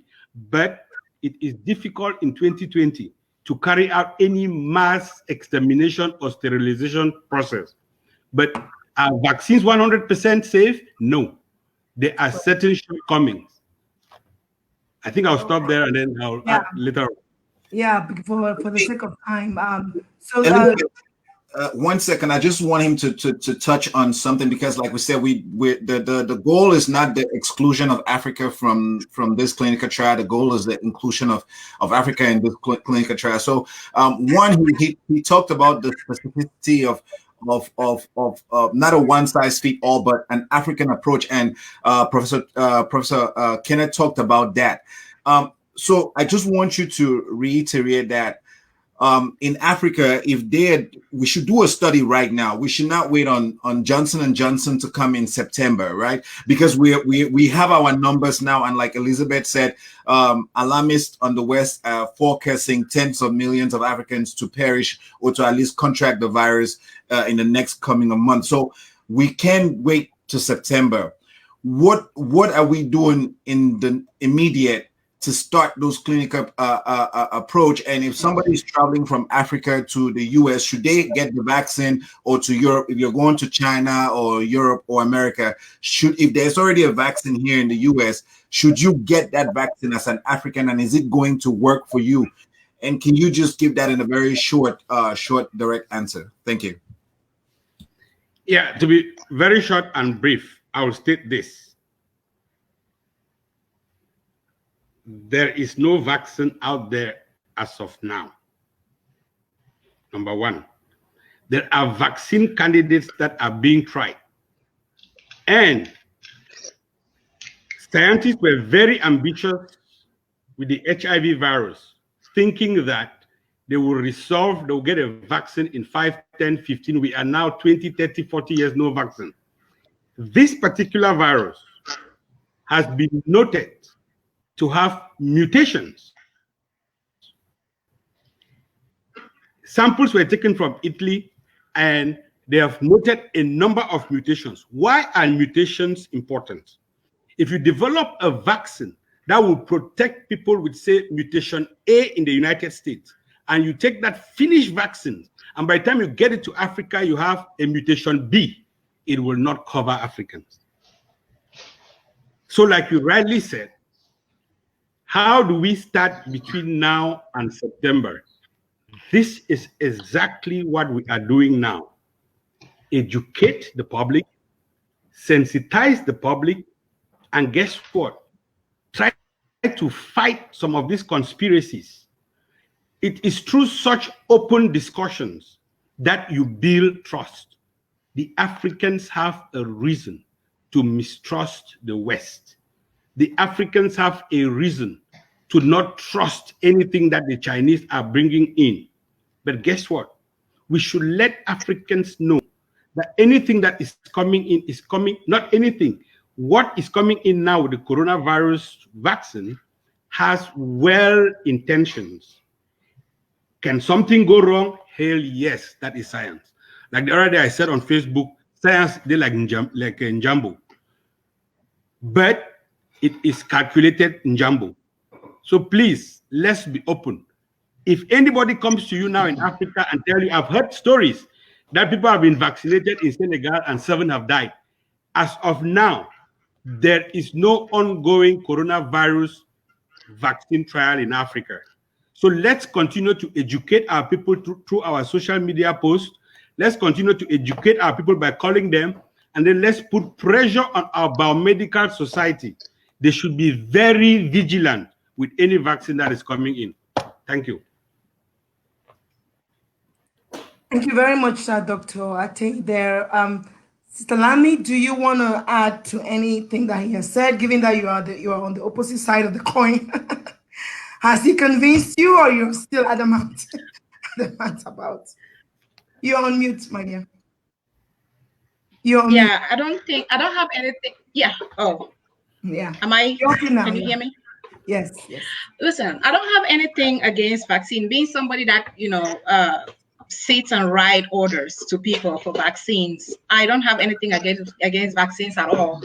If anything, anybody has the right to say, I do not want to vaccinate my child, and I do want to vaccinate my child. As a healthcare provider, I have to respect that. As far as the clinical trials go, before we have clinical trials done in Africa, we have to have certain parameters. And as he said, we have every right not to trust the West. In fact, the West has been experimenting on our bodies way beyond Tuskegee. In the 1800s, the white man has been working using our bodies as far as the 1800s. The first ovary removal was on a couple of black women. Their ovaries, they perfected the act of ovarectomy on black women. Okay, heat stroke. The first experiment was done on black men. I mean, we can go on and on and on how vaccines have been tried on our people. But before they have to be tried on our people, Dr. Eugene, I mean, certain things have to, first of all, work. I don't know, you said something about one size glove fits all. But according to CBC or CNBC News, 65% of trials as of 2008 were done in Africa and other brown people. I'm reading from the news, and I repeat again, 65%, that was in 2008, which means they could have they're probably added. So as of 2008, 65% of clinical trials were carried out on African and on other brown people, which means Indians, Pakistanis, Latin America. So where is the one glove fit all? When they carry these trials, don't they take the results over to the USA? So in other words, yeah, brown and black people are still being used as guinea pigs all over. So where is the one glove fit all, sir? Well, and then before that should happen, before that should even happen in Cameroon, because I'm from Cameroon or anywhere in Africa, strict measures have to follow. The scientific measure has to follow. It must be transparent. Can we ensure that? The research has to be transparent. The vaccine has to be transparent. What are the incentives that have to be laid down? Okay, post-clinical trials, if anything happens, God forbid, to a participant, are there measures that will be put in place?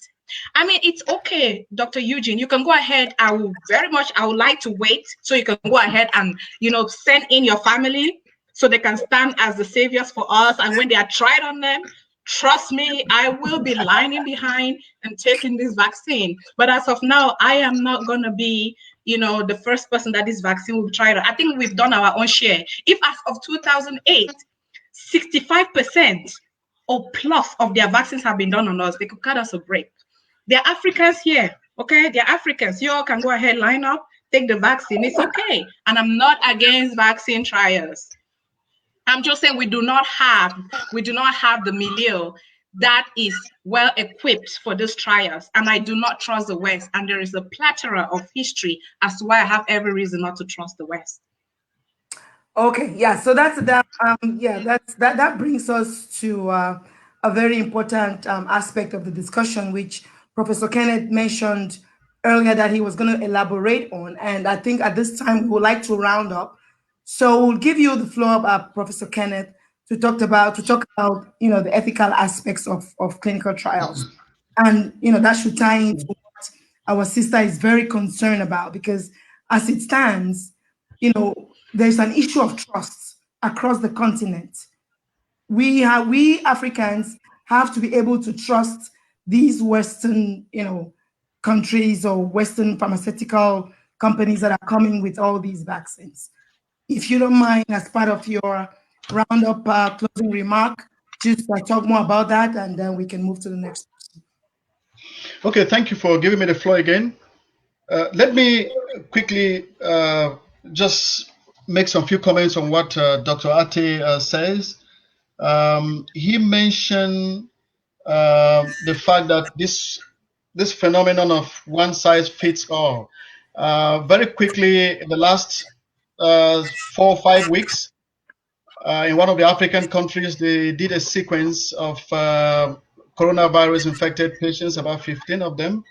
They did a genomic sequence, and they found out that 75% of the patients carry the coronavirus phylogenetic structure of what you find in China, and then the other 10% comes from United States, which is a different genetic makeup, and the other last percent comes from the Italian prototype.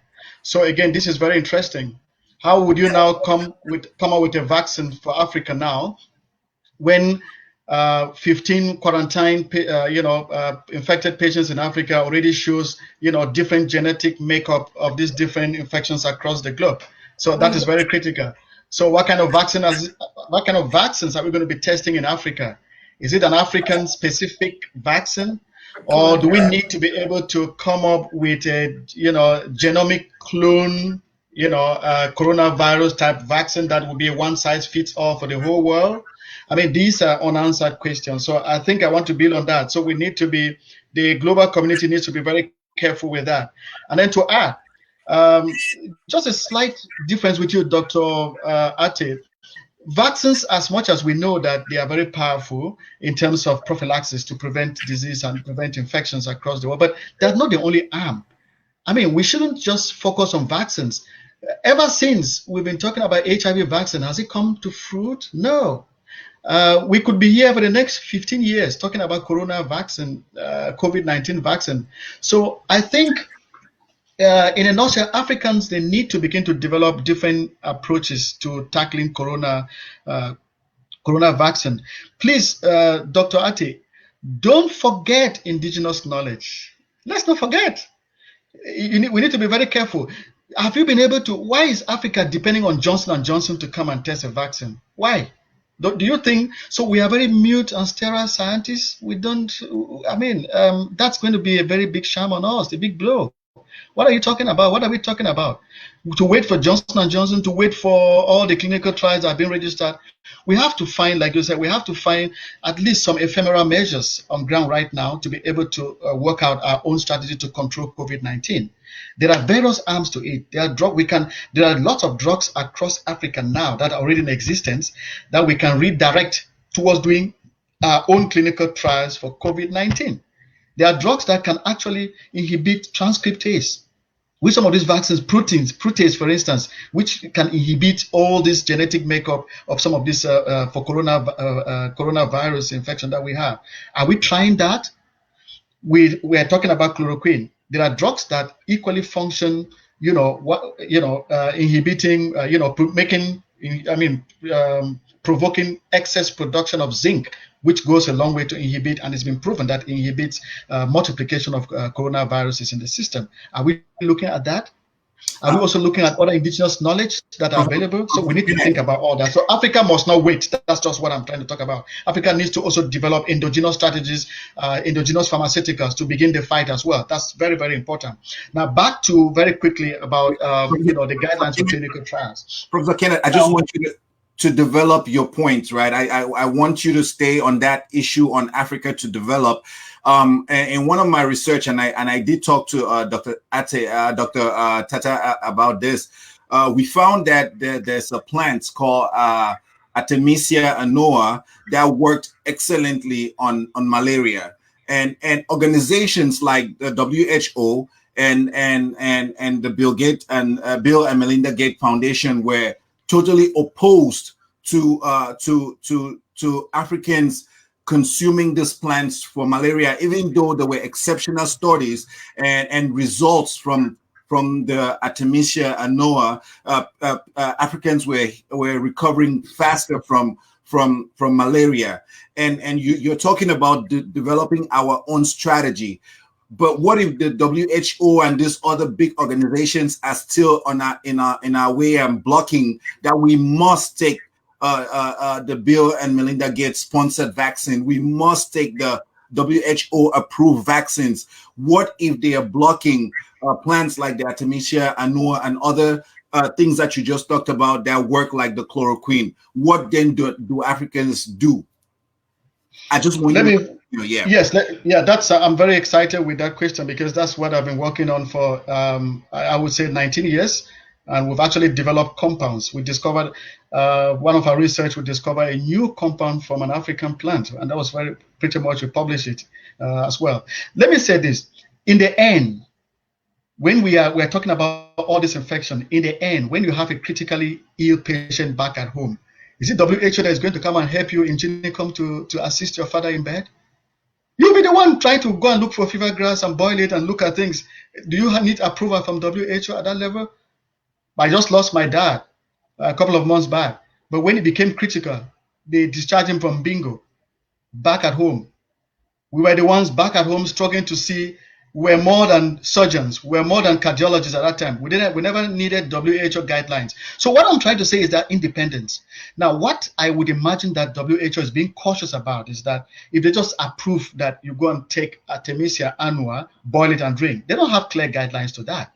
But if the African scientists come up with, say, okay, Artemisia annua, this is the extraction protocol. It has artemisinin. This is the artemisinin. This is how the dosage is. This is the standardization process. This is this dose that when you give it, the efficacy is at this, the toxicities are this, and all that. So once those guidelines are there, the scientific approval, the scientific methodology, the science is behind it. There's no way WHO is going to refuse that, because the science is there. But most of the time, WHO doesn't like anecdotal science. They don't just want ethnofluoric information. They want to be able to see the science. And unfortunately, African scientists are not coming up with a clear, defined science on that. We have a lot of medicinal plants. But how many of these medicinal plants have we sat down, analyzed? Yes. We come up with a compound? Yes. We do the dosages? Yes. And we tell them, yeah, this is the scientific process. This is the active ingredient. This is how it's being used. This is the compound that we have. And it goes through regulatory processes. How many of us have been able to do that? So that's the point about that. I will not tell you to go and take guava leaves and begin to drink. It doesn't make sense, because my ancestors were using it. I need to be able to give you the science, tell you this is the way it is. This is the pharmacology. This is the pharmacokinetics. This is the pharmacovigilance approach that's going to be used. If we have this knowledge well packaged, then WHO is going to have no choice than to say, hey, we have to use it. Now, Artemisia annua, if you look at the history, the person who discovered artemisinin, Professor Yu, worked on this in 1972. And 40 years later, 2015, that's when she got a Nobel Prize for discovering the drug artemisinin, whatever. It took 40 years for her to discover that, for this drug, for the scientific community to discover her effort and gave her a Nobel Prize. So what we're saying is that there is a whole plethora of African scientists on the continent here. They understand, they need to know more, because a lot of them still doesn't understand this different ethical protocol. How many of them do conduct research following the Nuremberg Declaration, following the Helsinki Declaration, following the Cartagena Protocol, following the Community for International Organization for Medical Science, what they have been able to all the guidelines? We just do research without even our own independent research. We don't go in for clean and clear ethical clearance as well. We just do that. So what the scientific community just simply knows and also understand is that we are very unethical generally in our research. So they work on our psyche on that, and they keep telling us, no, we cannot use this. I am speaking from one angle. I'm running a pharmaceutical company in Nigeria here, which has been approved. I have about 6 products, which is approved by Food and Drug Regulation. And it took about 6 years for NAFDAC to approve 6 of my products. It went through clinical trials. I've done clinical trials for this product as well. And let me tell you this, part of my clinical trial, I followed the global standards of this clinical trial, but I also followed what they call the exit pool clinical trial. This is a clinical trial that has never been reported anywhere. It's an Afrocentric ethnic, ethical clinical trial approach, which I use the indigenous communities as well as I got the ethical clearance from an ethical board. I also got an ethical approval from the different communities I use, which is following the traditional norms. And Africans have their own traditional norms and ethics for research, which has not been highlighted, and we need to go back to that as well. So I would like to say that vaccines for COVID-19, should they test on Africans? Because that's the nitty-gritty of this particular conversation. Yeah. Are we answering that question? Is it yes or no? Is it yes or no? I will take back to Dr. Ateh.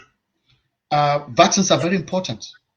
Yeah, if you want to test these vaccines across the world, it is very important, because we need to be able to fight this scourge right now at the moment. So to develop a vaccine globally is very important. And Africans, if the vaccination process and development of the vaccine follows all the guidelines, the ethical guidelines that we've been able to align, why not? You come and test it in Africa, sure.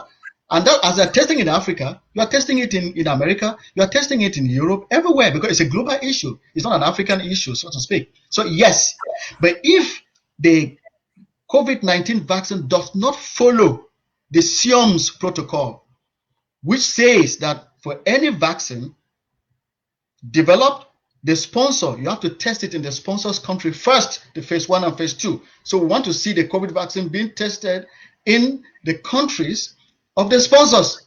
Africans are not sponsoring it. Okay, fine. So you test it in France, and then when you get the results, then you come and follow the Nuremberg Code, you follow the Helsinki Declaration, you follow all these ethical guidelines. Then we will say, yes, come and test it in us because it follows and meets the ethical clearance.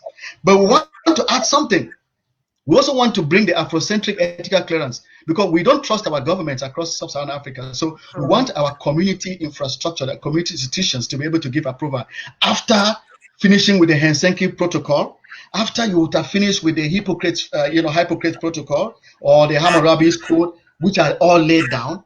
Then come and let the Fund of Com and the Community of Com also give their own ethical approval for them, because you are dealing with subject. Come for the Fund of Bafut and the Council of Bafut or the Emir of Kano. These subjects, they have to give those specific approval. That means that Helsinki Protocol, which you have approved, will also be explained in Hausa language, going to be explained in the Yoruba language there, so that that way the community also gives their ethical, traditional ethical approval, which has been relegated pretty much often. That gives us the strength as Africans. That's the Afrocentric approach.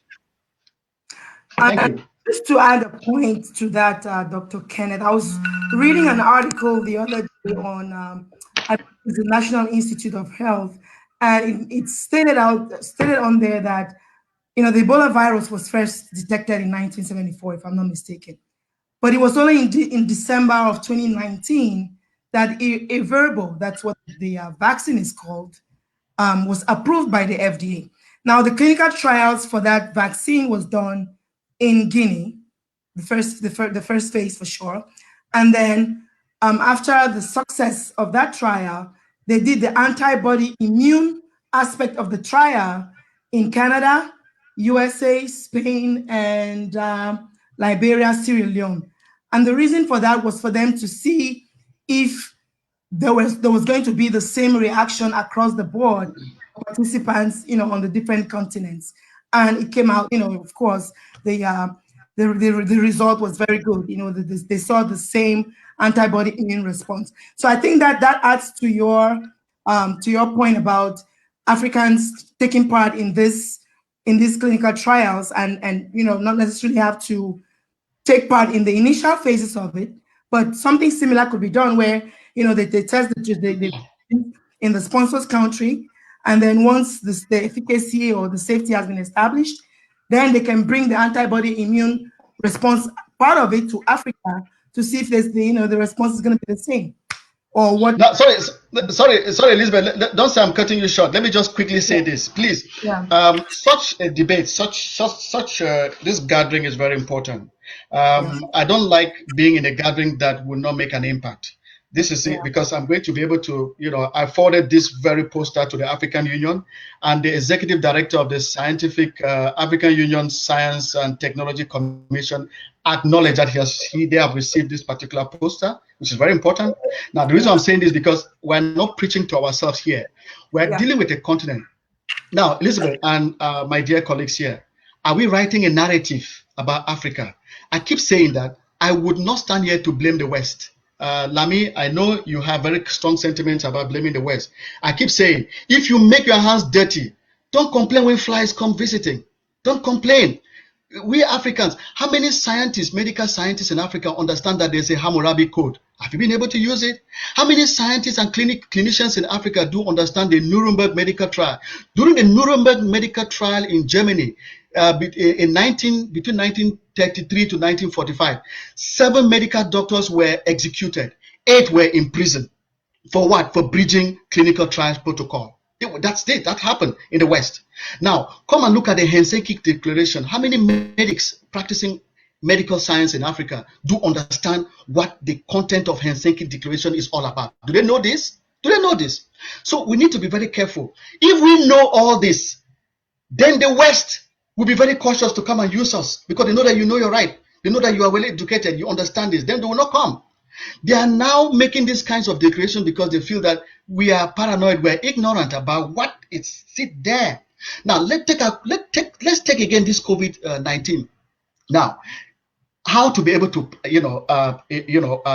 prevent and control COVID-19 across African continent. At the moment, as we speak, Africans as a unified continent does not have a clear-cut agenda to control and treat COVID-19 as we speak right now. They don't have a clear protocol right now at the moment. Let me take, for instance, the cardiologists treating patients. If we have the magnitude of the outbreak we have already now in the US now, in our hospitals here, can the cardiologists in Africa tell us exactly what is the protocol of managing COVID-19 as to how it causes, myocarditis? Do they understand that? Because because the approach is not going to be the same like managing a cardiac patient in New York having COVID-19. Do they have that protocol? They would have already begun trying to come up with a hypothetical clinical management as an internist doctor. What is the hypothetical clinical management strategies for COVID-19 for African patients? So that by the time you are faced with a patient, you already have a hypothetical clinical management strategies. Now you begin to perfect it on there. We're only waiting for surprises. When they come in there, we're waiting for surprises. Now, prevention. What are the preventive strategies? They talk about social distances, which again, that's wrong because it's physical distances. If I say social distances, I won't be here talking with you right now because I would have distanced myself socially. But it's physical distance. It's a physical space, for instance. Now, we are talking about that. How do you practice physical distances in a village in Anyajua, for instance, when people are staying 5 of them on one bed, being in one particular environment? Is that Afrocentric? It doesn't work. So we're copying what the West has given us, in as much as WHO has given standards. Then in applying it in Africa, then you have to adapt it to the Afrocentric conditions, which are made up of what? Socioeconomic determinants are there. Traditional determinants are there. Okay? Financial determinants are there. The cultural determinants are there. So you need to be able to do that. So the African hospital system is different. I want to beg these Africans to hear this and know that we have a different hospital system in Africa that we haven't developed. And until we start developing that and having to understand ethical guidelines and ethical issues that are clear, don't complain when the West make their statements. Don't complain, because if your fingers are soiled with physics, don't complain when flies come visiting you. I keep saying that. Okay, so we need to as Africans change our narrative. Our narrative is what? How do you practice infectious as an infectious disease doctor in Africa? Their practice is not going to be the same like an infectious disease doctor in the United States. It's not going to be the same. So do we have a hypothetical organogram, we call it an algorithm that we have put in place that should, in case we have this kind of degree or magnitude of infection, this is what we start doing. But we're going to learn on the job. Like Dr. Ateh says, that there is no expert right now in the world on coronavirus, COVID-19. There is no expert. There's a lot of guesswork, and there's a lot of pandemonium and Brownian motion going on with the clinical issues. And vaccines will take a long time. Quote me, I want to be quoted anywhere. Vaccines are going to take a long time. So let Africans keep waiting for the day vaccines will be produced and sent on the continent without developing your Afrocentric models very quickly, very, very quickly. It's an emergency issue. What is the risk plan right now? What is the emergency action plan? So we need to do those things. And that's what such a conversation like this, you come up with a kind of declarations on the strategies, a modus operandi that we want this continent to be able to move forward. Don't blame the West. Blame ourselves right now at the moment. Come up with the action plan. Build training programs to build for our physicians to start understanding that there is a rich circular, which is a clinical trial ethic guideline, the Nuremberg trial guidelines, the Helsinki protocol, the Cartagena protocol, even the Yaoundé declaration, which was put forth by the Organization for African Unity in 1996, the then OAU, which today transformed to AU. The guidelines are there. And then work it out and then take this declaration and send to African Union Science Research and Innovation Council. And then WHO is going to follow because the science is there, the proof of concept is there, and the procedures for doing this thing is there. That's what it's supposed to be. Otherwise, we're talk shop because African intellectuals are used to talking a lot and not doing. So that's my intake there. Thank you. Dr. Kenneth, I don't know if I might come in because my... Yes, go ahead. Hello? Yeah, I mean, I don't think very much we are blaming the West as far as this is concerned. But for some reason, we always have this alliance with the West. We cannot totally get rid of the West. Trust me. If the West can leave us alone, that would be awesome. Like if they can be this complete separation, let them leave us alone. Because think about it.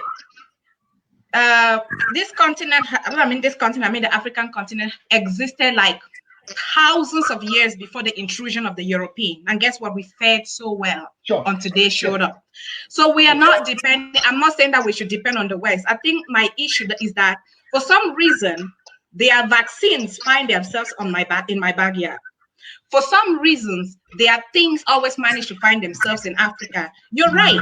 But how do we not talk of the West when, and as I just said, according to CNBC, 65 as of 2008, their trials were done in Africa. So how can we not mention the West? I am not blaming the West, but this is my way forward. This is my thing. I am not a proponent of vaccine. Every time we get, a virus pop up, we just have to go look for a vaccine, because guess what? We have around 100 trillion viruses in our bodies. We have just about 37 trillion cells in that are ours, and then we have like 100 trillion viruses. Not to talk about 40 trillion bacteria, and then not to mention the different types of fungi. So do we run to look for a vaccine every time an infection pop up? Because guess what? They're always gonna pop up. No, that is where our traditional institutes of medicine come on.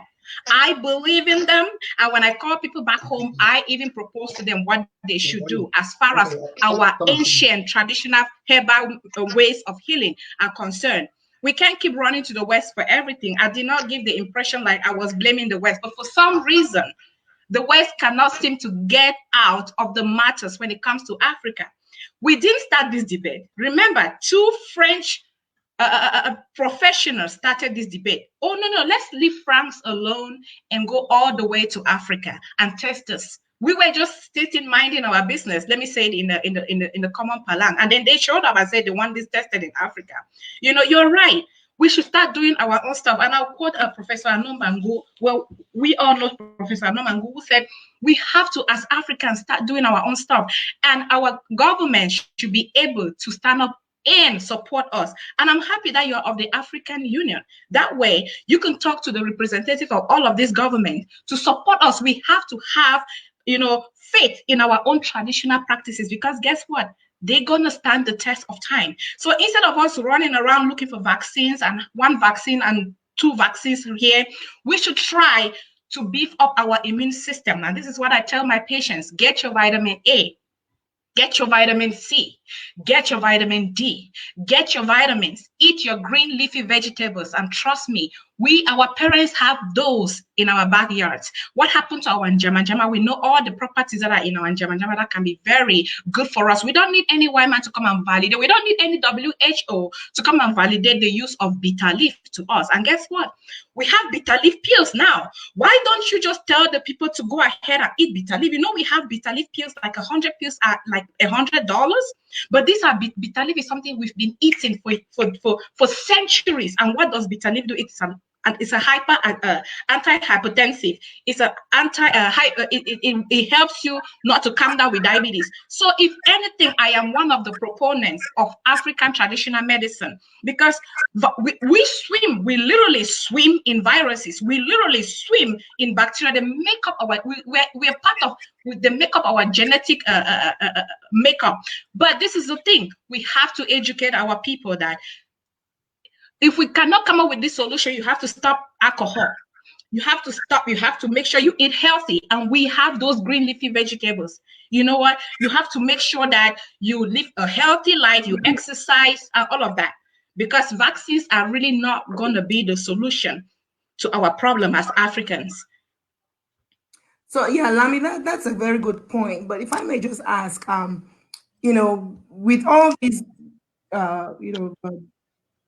vegetables or all these plants, medicinal plants that we have in Africa that we could, use to combat some of these infections, malaria and all of that, we still find out that malaria still kills a very high number of, malaria is still one of the leading causes of death on the continent, especially for the tropical, countries, and so that to me, that tells me that vaccines have their place.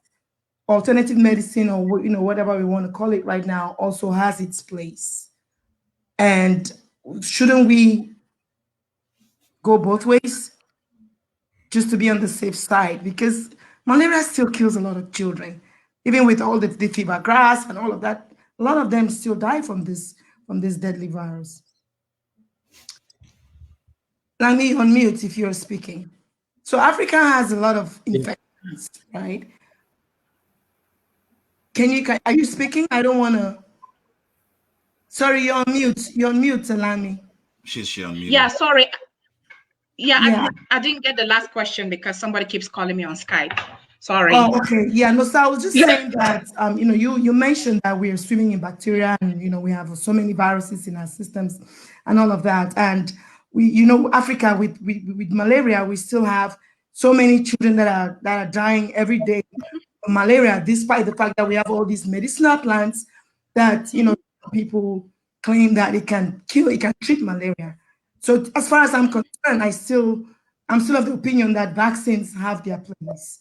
Right. Absolutely. Right. So isn't it something that we should really take into consideration and say, okay, like Professor Kenneth talked about earlier, let's empower our scientists on the continent, make sure we have all the resources in place, all the ethical guidelines are clearly laid out. There is monitoring in place to make sure that, anything violators are being they are being caught on time and all of that. So I still think, what do you think about that? Shouldn't, as a medical professional, shouldn't vaccines still have their place on the continent? Absolutely. Vaccines should still have their place on the continent. I totally agree. As far as the malaria that you just mentioned is concerned, when I do my little research, I know that this malaria parasite or this pathogen has even been made more stronger because our people have done nothing but to take all these malaria medications. It was hydroquine, it was all kinds of queens. There are tons of queens that are going around. And I don't know if you watched the video that I sent to you, Tres Catorce, it was where Franz Venkad is saying that even though there are many research showing that most of these pharmaceutical agents do not work in Africa, these people keep selling it to our people. And what are you doing to the plasmodium? You're making it stronger and stronger and stronger. And that's why you have our people dying. If people can probably just stick to annua, Artemisia annua, it will probably be more helpful. And I think so because if you look at China, you don't hear the issue of malaria anymore. What happened? They are the ones who came up with this herb. What happened? I remember until recently, China was completely closed from the world. I think it was possible for them to eradicate this malaria thing because they had their herbs and they did not let the West influence them. But now we have WHO on our yard all the time telling us, no, we should not use this herb, but we should go ahead and use all kinds of queens. I don't even know the names of the queens. There are tons of malaria medications out there that our people are using that are not actually preventing the malaria per se. And it's not doing anything but make the malaria more resistant to more forms of treatment. Of course, vaccination is good, but has it worked so far? Because people are still dying. So clearly the vaccinations they're not working. These vaccines are not working because our people are still dying. You know what I'm saying? So if the West can get out of Africa, get out. I'm sorry, get out with their so many medications. Maybe our systems can probably adapt very well to malaria medications that are in our backyard. I was treated by my grandmother. I don't know about you, Elizabeth, with traditional herbs all the time. Papaya leaves, guava leaves, cypress leaf, eucalyptus leaf. Those things were bitter as hell. She will catch me, sit under the blanket, and we will be sweating, okay, until the malaria will leave me. Okay, we didn't buy. Yeah. So I'm just. I mean, either way, I just think that vaccines are never going to solve the health issues of the world. I'm sorry. You know, it's like blaming CO2 for the problems of the world and not trying to fix your carbon print problem. It's like saying, oh my God, CO2 is so high, and not curbing down the amount of cars you're producing or the amount of bottles you're producing. We're just going in circles. Thank you, Wow. thank you, Lami. Dr. Ateh has been taking a lot of and especially when Professor Kenneth did a contrast with him, and I would like to bring him up to speed so he could get out of that energy, especially the notes. I would like to read hear a lot of things that he has been reading. So over to you. Thank you very much, Dr. You see, I was basing my discussions here about vaccines. And what Ms. Lami and Mrs. Lami and Prof just did, they just hit me where my passion is. 2 years after graduating from veterinary school as a veterinary surgeon, my first question I asked was, these Fulani people on these hills have been keeping their cattle for centuries without any Western trained veterinarian. How were they doing it? So we started what we call the Ethno-Veterinary Project in Cameroon. In 2002, I know a lot of people are talking about Artemisia now. I came across Artemisia, and we started a biopharmaceutical company in Cameroon called Kakwa Biofarm. It was closed because of certain managerial and technical issues. I left Cameroon in 2003. I came to this country and I started working in a research center where I had access to experimental animals. What did I do? I looked behind and I invited my friend, Professor Kenneth knows him very well, Dr. Nge Toya. He did pharmacognosy. Pharmacognosy is the discovery of medicinal molecules from plants. In 12 years, this young man, Dr. Nge Toya, and myself, we did what we call validation of traditional knowledge. We did what we call activity-guided fractionation. Like what Mrs. Lami said, you have malaria in Africa, they put papaya leaf, they put guava leaves, they put, guess what? There is an active molecule in those plants that the white man doesn't believe in junk medicine. So what we tried to do was to identify the active molecules in those plants. I'm very proud of what Professor Kenneth is doing there in Nigeria. A lot of us African scientists, we are consumers. We just like to consume what we were told in school, and we don't contribute towards scientific development. I'm proud to announce to you now that through my efforts, through the efforts of Dr. Nge, in collaboration with our partner in Jamaica, we have 3 molecules that were identified. 2 have been approved by FDA as an orphan drug to treat 1 brain cancer and to treat pancreatic cancer, one of the most difficult cancers to treat. These 2 products have been approved from plants. This is what I tell my colleagues when I'm on Facebook. I don't talk the talk, but I walk. We have another product now that is being tested against coronavirus. It is from a plant. So I am a Western trained scientist, but with a Santa Boy sense. So I still believe in traditional medicine, and I encourage everybody to use traditional medicine. When it comes to one size fits all, Mrs. Lami, let me tell you something. 12 years ago, when I started using mice for preclinical studies, we will buy 60 mice, all males, and use them. As of today, if you don't include female mice, you will not be funded. Why? Because most of the drugs that have been developed all this while, have been tested in white men, not even white women. Then, clinical studies, up to today, you had just about 10% participation rate from African Americans or from colored people. Most medical equipment that you go to the hospital and they use on you were calibrated on white men. So as of now, even NIH, they are making an effort. If you want to carry out any clinical trial, you must include white male, white female, and people of color. I don't know the studies that you're talking about, that CNBC is talking about 68%, but let me tell you, if care is not taken, or if these things weren't put in place, a black man, can have prostate cancer, and they'll give me some of the best prostate cancer drugs in this world. It will not work on me because it was tested only on white men. So that is why the testing of not only vaccines but drugs should cut across all the continents. And to hammer through the point again, I am a firm believer in traditional medicine, but I also believe that as scientists, we should not keep on repeating what our grandparents did.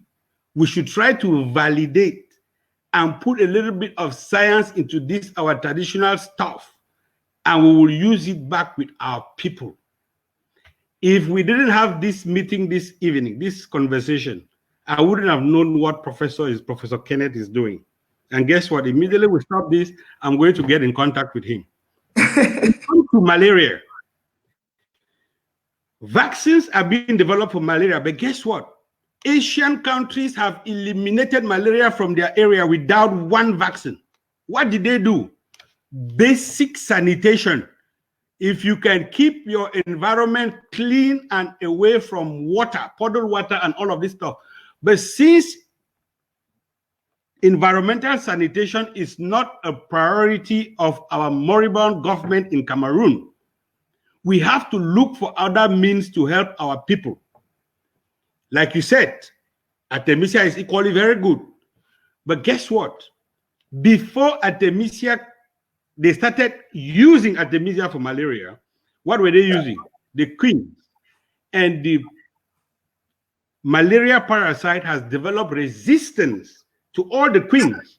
So this Artemisia annua is being guarded because it is virtually the last line of defense. But they are doing us a disservice, not allowing us to use it. Number two, malaria is unlike a virus. Malaria has about 5,000 genes. So when you are developing a vaccine, which of the genes are you targeting?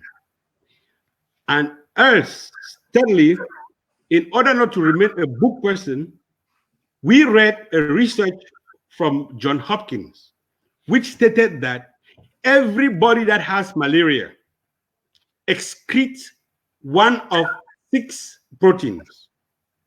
So what did my colleague do, Dr. Eddie Agbo? He collected those 6 proteins and cut off the antigenic epitopes, and we formed a peptide. I used that peptide in mice to develop monoclonal antibodies. We used that monoclonal antibodies and put them on test strips like this, and we came out with a urine malaria test. This is revolutionary science. Never in the history of science could people sit in their home and diagnose malaria. But again, Big Pharma is behind us because we are competing with all the blood tests that has been developed and being marketed to us in Africa. So like I said, I'm not begging anything from the Americans, from the whites, but I'm trying to use what they have to help validate and assist my people back home. And you wouldn't be surprised, Prof, this product has a NAFDAC approval in 2017. It is being widely marketed now in Nigeria. It is I'm struggling to have it registered in Ivory Coast. Cameroonians, nobody has come up with an interest to market this product in Cameroon. I will not leave what I'm doing and go and be hitting my head with Cameroon when I know all the corruption and all what is going on. So some of the disincentives some of us scientists have is what? We lack the support from our government, from our people. So I thank you guys for this forum, and I will be able to talk again later on. Yeah, that's always been the issue. That's the problem across the board in Africa, lack of support from the government. And I'm hoping that Professor Kenneth, your efforts, the effort that you're undertaking at the level of the African Union to try to create an Afrocentric approach towards clinical trials is not going to go in vain. Hopefully, we have some, minds in there that can think strategically and see the vision and buy into it. So with that said, let's start the round up here. Sorry, please. Yeah, I want to ask Dr. Ateh if for the urine malaria testing, if you could give us one page on that innovation, and then we can also take it further. I don't know whether NAFDAC has given you approval. NAFDAC approval in Nigeria, because NAFDAC is very strong. NAFDAC approval since 2017. Beautiful. So that would be great. So I would like for that. And then just a quick one. If you look at my hands, if you look at me here, you will see I'm raising 2 products here. I have 2 products here. All right. So these products all right, guys, see, are for the immune boosting as well. So I just raised this now because you've raised my curiosity, and I like to be able to commend you on that because you raised my curiosity on that. Thank you. Yeah. So just hold on to that. And by the way, please, once we round up, we're asking all 3 of you to hang on. Don't drop off, please. Okay. Yes. Yeah. It's been fun, a very insightful discussion, and we want to thank our viewers for their patience. I realized that the further we went into the discussion, the number of viewers increased. I think we started at 60, and right now we are averaging about 90 viewers. So for those who've missed the discussion, you can always go back and listen to it from the beginning. So at this time, let's please round up, and we'll give each and every one of you maybe 2 minutes for your last word, whatever you want to say, recommendations, if you want to rebuke, do a rebuttal for any points, you feel free to do so. Sister Lami, I'll start with you. Just 1 second, let me to what Elizabeth said. We should keep the closing remarks on the topic at hand, on the need of clinical trials in Africa. So when you're closing, you want to make your closing remarks on that topic. Thank you. All right. So what's the way forward? For me, I think vaccines are very necessary. They are very necessary to be tried, of course, in Africa before we use them. But it is also my opinion that before they are tried, our scientists and our governments have to make a way forward. They have to work in unison to make sure that the field is safe enough for the participants who are coming on. Okay, and when they are being tried on these people, what is the way forward? Are they gonna? What if something goes wrong? If something goes wrong, do they have compensations? Do they have treatments and all of that? To cure these people in case something goes wrong. All right, but until that happens, this is what I have to tell people. Until that happens, until Africa can be made a safe ground for trials, this is what I tell people. You have to take care of your body. Take care of your body, and your body will take care of you, okay? Eat your green leafy vegetables, and I'll keep saying that I'm a provider. So the gentlemen researchers, please forgive me, okay? I'll say, people, take care of yourself. Eat your vegetables, exercise, eat your vitamins, until these researchers, until these gentlemen that you're looking at will come up with a sure way that these trials can be tested in Africa. Thank you. Thank you, Lami. And Dr. Ateh, you'll be next. Your take on the inclusion of Africa for clinical trials, especially for the COVID-19 virus. Thank you, and thank you to all the participants. I'll end with two quotes. One from Cyril Ramaphosa, the president of South Africa. He said, "For Africa to resolve this coronavirus pandemic, African money and African expertise must be mobilized." I repeat, African money and African expertise must be mobilized for us to fight this virus. And my second quote comes from the director of WHO, Dr. Tedros. He said, and I quote, "We will follow all the rules to test vaccine all over the world using exactly the same rules, whether it is in Europe, Africa, or wherever." This statement should be taken very seriously by all African governments and make sure that these rules are applied similarly in Africa, in Europe, in America, and in Australia. Thank you very much for inviting me. Thank you, Dr. Tata. That's pretty impressive. Professor Kenneth, over to you, and let's get your last remarks to the topic. Well, as he quoted, let me take my quotation from Albert Camus, philosopher. Albert Camus says that the vanity of sciences, the physical science, would not console me for the ignorance of morality in the time of affliction, but the science of ethics will always console me for the ignorance of the physical sciences. That's very important. So I would like to say that. Sorry, Professor K, if you can adjust your seat, please. Maybe. Okay. Yeah. Great. Are you getting tired? I hope not. Yeah. So that's vaccines are very relevant, but the world needs to also understand, as much as Africa do need to understand, that there are other intervention strategies that we need to give equal hearing to, and that if there's any vaccine that has to be tested in Africa, it has to follow all the ethical norms, and African scientists must be able to review that. And I would also like to finally put a full stop using a Nigerian author called T.S. Eliot, who once wrote a novel called "This Is Our Chance." I think Africans have a unique chance to be able to write a different narrative about research and discovery of drugs to help the continent. I'd like to thank you and to say that Africans, this is our chance. A quick input, Dr. Kenneth, please. Since you rubbed shoulders with the African Union, I'm begging you. We have to start by fixing our government. We have to start by fixing the strifes and the conflicts in Africa.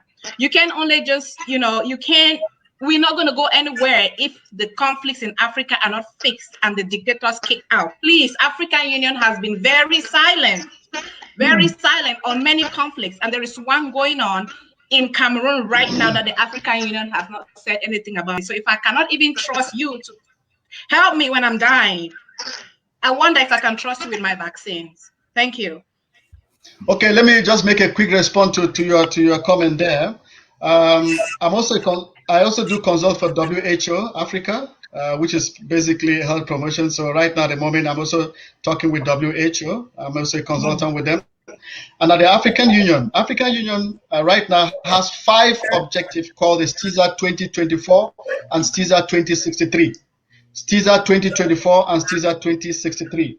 Now, STISA 2024 has 5 thematic areas. 1, food security. 2, health and well-being. 3, communication. 4, environment and space science. 5, conflict resolution. These are the 5 areas. And the African Union Scientific Research and Innovation Council it brings about 150 scientists across all the 47 member states, including diaspora. So these are issues that, with having such a conversation or symposium like what we have now, then we can come up with what they call a policy brief statement that policy brief statement, I can take the policy brief statement and then try to realign it to fit into this TISA 2024 objective and TISA 2063 objective. And then we can give it to the African Union Scientific Council. And since I'm also a rapporteur for the council, we can work on that. We can begin to put the strategies on that. As I speak, 2 days ago, they have approved me leading an intercontinental, when I say intercountry research on the Afrocentric response strategy for COVID-19 just 2 days ago. And I'm going to lead that research. Congratulations. Congratulations. Congratulations. Thank you. Thank you very much. Okay, Tres, Harry, you want to give the final word? Yeah, so thank you guys. It's been impressive. The comments have been coming. We've had over 350 comments. The viewers watching it, amazing. And this message is going to filter across Africa. We're trying to get the best Africa for us, our children, our parents, our grandparents, and all of us sitting here have a specific love for Africa. So the product that Dr. Shea put forth, we hope the best for that product. The product that Professor Kenneth put forth, we hope that we can start eventually consuming Africa. Now, Professor Kenneth, our platform, Debate Cameroon, it's called Debate Cameroon, but we're trying to reach a broader audience. We're trying to reach Africa as an audience. And we are so fortunate that we have you on this platform today as a member of African Union board. So we want to be able to have a conversation that reflects. We want to have Ethiopians, we want to have Nigerians, we want to have South Africa, every member of the African continent. We want to be able to talk to these people. So in partnership with you, we would appreciate if you can bring those countries to our platform so we can have other dialogues that would be able to reach out to every African. So it's been fun having you guys. It's been fun exchanging knowledge with you, and we would create another platform for another conversation as such. Thank you. And also, if I may just add, I'm sure we must have missed some questions directed at certain individuals on the panel. So what we'll do later on is we'll go through the comment section, and if we see any question that was specifically directed to any of you, we would send it to you for your response, and then we will respond to the viewer. Okay? All right. Thank you. You guys stay on. We're You guys stay on. Don't All go. right. Bye. Okay. Thank you. Yes. All right. Give me a minute, just 1 minute. Yes. And thank you for the viewers. You guys have been amazing. Thank you for your contribution. Be subscribed to all. We have a YouTube page, Big Debate Cameroon on YouTube. Subscribe on that. Subscribe on our Facebook page so that we could keep having this conversation. Thank you. Good night. Good evening. All right. Thank you. Have a nice day and stay safe. Thank you, everyone. Yeah, Bye. you guys can go, please. Yes. Distancing. Yes, you guys can go. I'll take a bathroom break. Yeah, just 1 second. Okay, thank you.